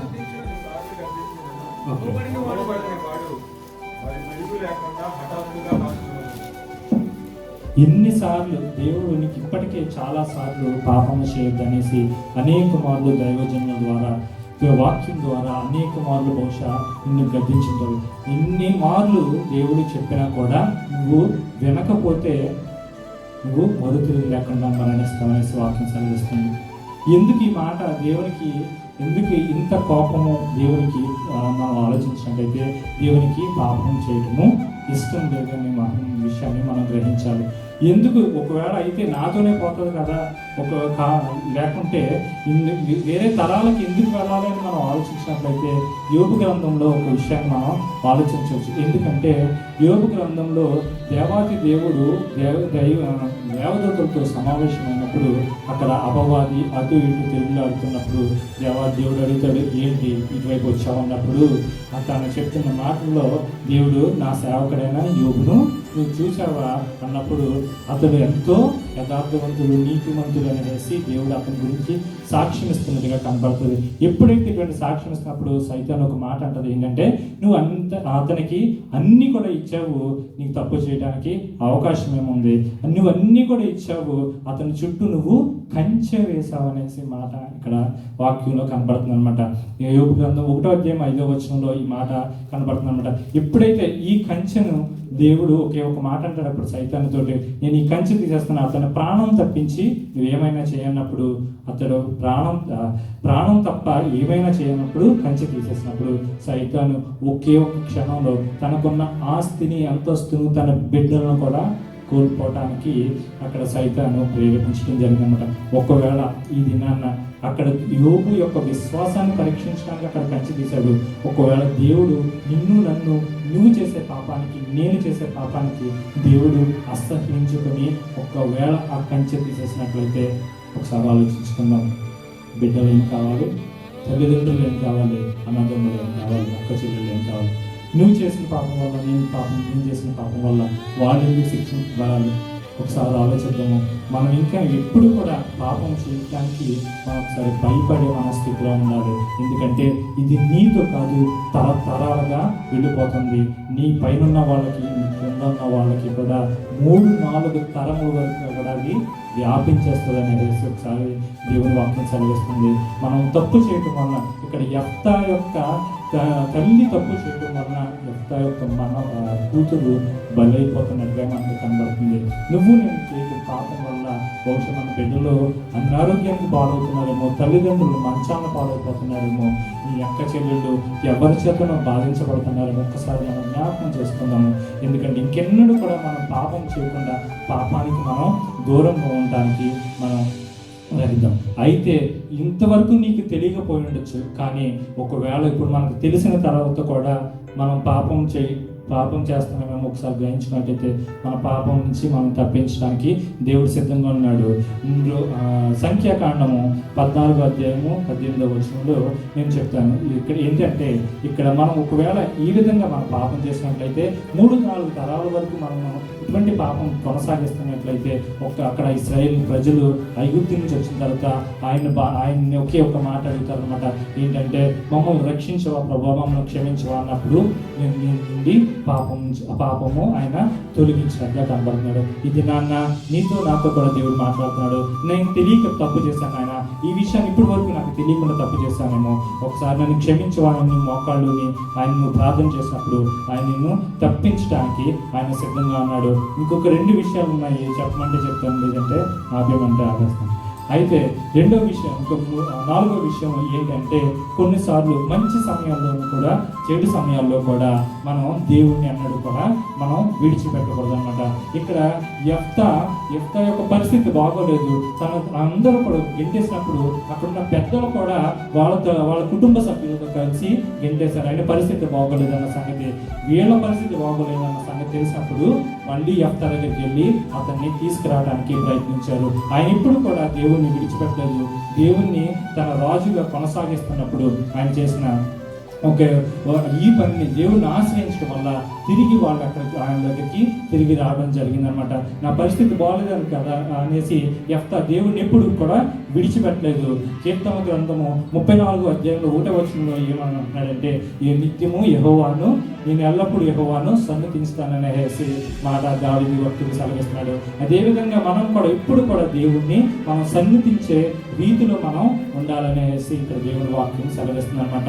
హబక్కూ రాసిన పత్రికలో కూడా ఒకే ఒక మాట దేవుడు సెలవిస్తున్నాడు. అతను మొత్తం దేవునితో వాదించిన తర్వాత తన పశ్చాత్తాపడి చివరికి అతను చెప్తున్న మాట ఏంటంటే, ద్రాక్ష పండ్లు పూసినా పూయకపోయినా, అంజూరపు చెట్లు పూసినా పూయకపోయినా, గొర్రెలు మందలు ఉన్నా లేకపోయినా నేను నిత్యము కూడా దేవుణ్ణి ఆరాధిస్తానని అనేసి అక్కడ వాక్యం సెలవిస్తుంది. మన దినాలు కరెక్ట్గా ఉన్నా లేకపోయినా, మన పరిస్థితులు ఏ విధంగా ఉన్నా బాగోకపోయినా ఖచ్చితంగా మనం ఒకసారి మనం జ్ఞాపకం చేసుకోవాల్సిన విషయం ఏంటంటే, మనం నిత్యము ఆయన ఆరాధిస్తూనే ఉండాలి. ఆయన ఎప్పుడు కూడా మనం విడిచిపెట్టే వారిలా కాకుండా మనం ఆయన హత్తుకునే వారిలాగా మనం ఉండాలనేసి దేవుని వాక్యం సెలవిస్తుంది. 5వ వచనంలో 5వ విషయంలో దేవుడు ఒక మాటను మనకు జ్ఞాపకం చేస్తున్నాడు. ఎందుకంటే ఈ 5వ విషయం ఏంటంటే, ఆయన ఒక ప్రమాణం చేశాడు, విజయాన్ని పొందుకున్నాడు, తన సమర్పించాడు. ఏంటి సమర్పణ, ఏంటి ప్రమాణం అంటే, తన ముందుగా వచ్చే వ్యక్తి నేను ప్రతిష్టతగా అర్పిస్తాననేసి ఇక్కడ ప్రమాణం చేసుకున్నప్పుడు దేవుడు అతనికి విజయాన్ని కలిగజేశాడు. విజయాన్ని కలిగజేసినప్పుడు అతని సమర్పణ కూడా అక్కడ అనిపించగా మనకు కనపడుతుంది. మనం అందరం కూడా పాడుకుంటాం కదా, మన దేహము దానము ఆయనకి సమర్పిస్తామనేసి మనం పాడుకుంటాము. దానము పక్కన పెట్టిన ఈ దేహాన్ని నువ్వు సమర్పిస్తున్నావా లేదా ఒకసారి మనం జ్ఞాపకం చేసుకోవాలి. ఎందుకంటే అక్కడ చిన్న కుమార్తె, అన్యం పుణ్యం ఎరుగని కుమార్తె తన మాట్లాడిన మాట ఏంటంటే, దేవుని యొక్క పగని నీకు విజయాన్ని కలుగజేస్తారనేసి దేవుని వాక్యము సెలవిస్తుంది. దయచేసి మన్నించండి, 8 నిమిషాలు గడిచిపోయి దేవుడి కొద్ది వాక్యం దీవించిన గాక. ఆమేన్. పరిశుద్ధాత్మ దేవుడు ఎత్తబడిన వాక్యం మనల్ని పండించిన గాక. ఆమేన్. దేవుడు మనల్ని దీవించిన గాక. వాక్య సందేశం అందించిన దైవజనులను కూడా దేవుడు దీవించిన గాక. ఆమేన్. అందరం నూతనంగా వచ్చినటువంటి మహిళ కూడా హృదయపూర్వక వందనాలు తెలియజేస్తా ఉన్నాము. వారిలో ఒంటరివైన వాడు 1000 మంది అగునని చెప్పినవయ్యా. వారిలో ఒంటరి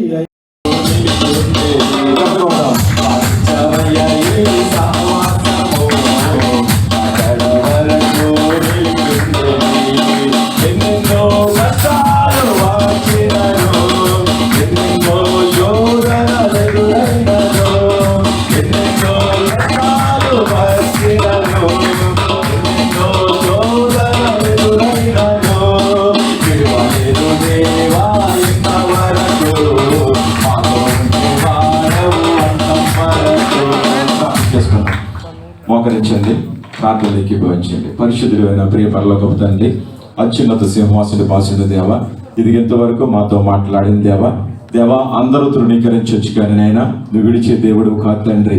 మమ్మల్ని ఏర్పాటు చేసుకుంటావు, ఎన్నుకుంటావు, మమ్మల్ని నడిపిస్తావు తండ్రి. లోకమంతా త్రోసివేయచ్చు, కానీ నైనా నీవు మాత్రం చెంతకు చేర్చి హక్కున హత్తుకునే గొప్ప దేవుడు నైనా. మమ్మల్ని అందరినీ కూడా దేవ విత్తబడిన వాక్యం ద్వారా తండ్రి యెఫ్తా వలె నీ యందు భయభక్తులు కలిగి జీవించే కృపను నువ్వు దయచేయమని అడుగుచున్నాను దేవా. ప్రార్థన అవసరతలో కోరనైనా ప్రతి ఒక్కరు కోరిన అవసరతలు మీరు తీర్చండి. అనారోగ్యంగా ఉన్న వారిని స్వస్థపరచండి. ఆర్థిక సమస్యలు ఉన్న వారికి విడుదల కలిగించండి దేవా. ఎవరికైతే ఐడియల్ సమస్యలు ఉన్నాయి, ఐడియల్ అవ్వడానికి నీ కృప చూపించండి. వీజా సమస్యలు ఉన్న వారికి విడుదల కలిగించండి దేవా. ఎవరైతే ఇల్లు కట్టుకుంటున్నారో వారికి మీరు సహాయం దయచేయనైనా. ఎవరైతే గర్భఫలాల కోసం ఎదురు చూస్తున్నారో వాళ్ళ గర్భాలను తెరిచి అద్భుత రీతిలో వాళ్ళకి సంతోషం దయచేయండి దేవా. ఇదిగో జరగబోతున్న వార్షికోత్సవం తండ్రి వచ్చే శుక్రవారం రత్నం గారి తోటలో జరుగుతుండగా ప్రభువా మీరు మాకంటే ముందుగా మీరుండి అద్భుత రీతిలోనైనా నిన్ను మహింపరిచే దయచేయి. ఇక్కడ ఉన్న బిడ్డలందరూ అనేక మందిని తీసుకొచ్చి అనేక మందిని రక్షణలోకి నడిపించడానికి నీ మాటలు వినిపించే కృపను అనుగ్రహించమని అడుగుచున్నాను దేవా. నీ సన్నిధి నిమిత్తం అనేకమైన పరిచర్యలు చేస్తున్నానైనా. ఎవరు ఏ చేతితో ఏ పని చేస్తున్నారో ప్రతి ఒక్క బిడ్డ బిడ్డని దీవించండి, ఆశీర్వదించండి. నీ పనిలో బహుగా వాడుకోనైనా, చేతులు విప్పినైనా నీ సన్నిధి నిమిత్తం కానుకలు ఇస్తున్నారు తండ్రి. ప్రతి ఒక్కరిని కూడా మీరు బహుగా కాచి కాపాడి వాళ్ళ అవసరాలు తీర్చి కుటుంబంలో సమృద్ధి దయచేదండి. తలలో వచ్చిన బిడ్డలు దీవించండి, ట్రాన్స్పోర్ట్ ఇస్తున్న బిడ్డలు దీవించండి, వంటల పరిచయం చేస్తున్న బిడ్డలకి కావాల్సిన అవసరాలు తీర్చి శక్తిని, బలం, ఆరోగ్యం దయచేసి నీ కృపలో భద్రపరచండి. అయినా ఈ దీనిని మరుగుపరిచి మీరు మహిమ పొందుకోండి. వాక్యం చెప్పిన బిడ్డని ఇంకొక ఫలింపచేసి నువ్వు వాడుకోమని అడుగుచున్నాను. సమస్త మహిమ, ఘనత, ప్రభావం నీకే చెల్లించుకుంటూ యేసుక్రీస్తు అతి పరిశుద్ధ నామములో ఈ ప్రార్థన సమర్పించుకుంటున్నాం తండ్రి.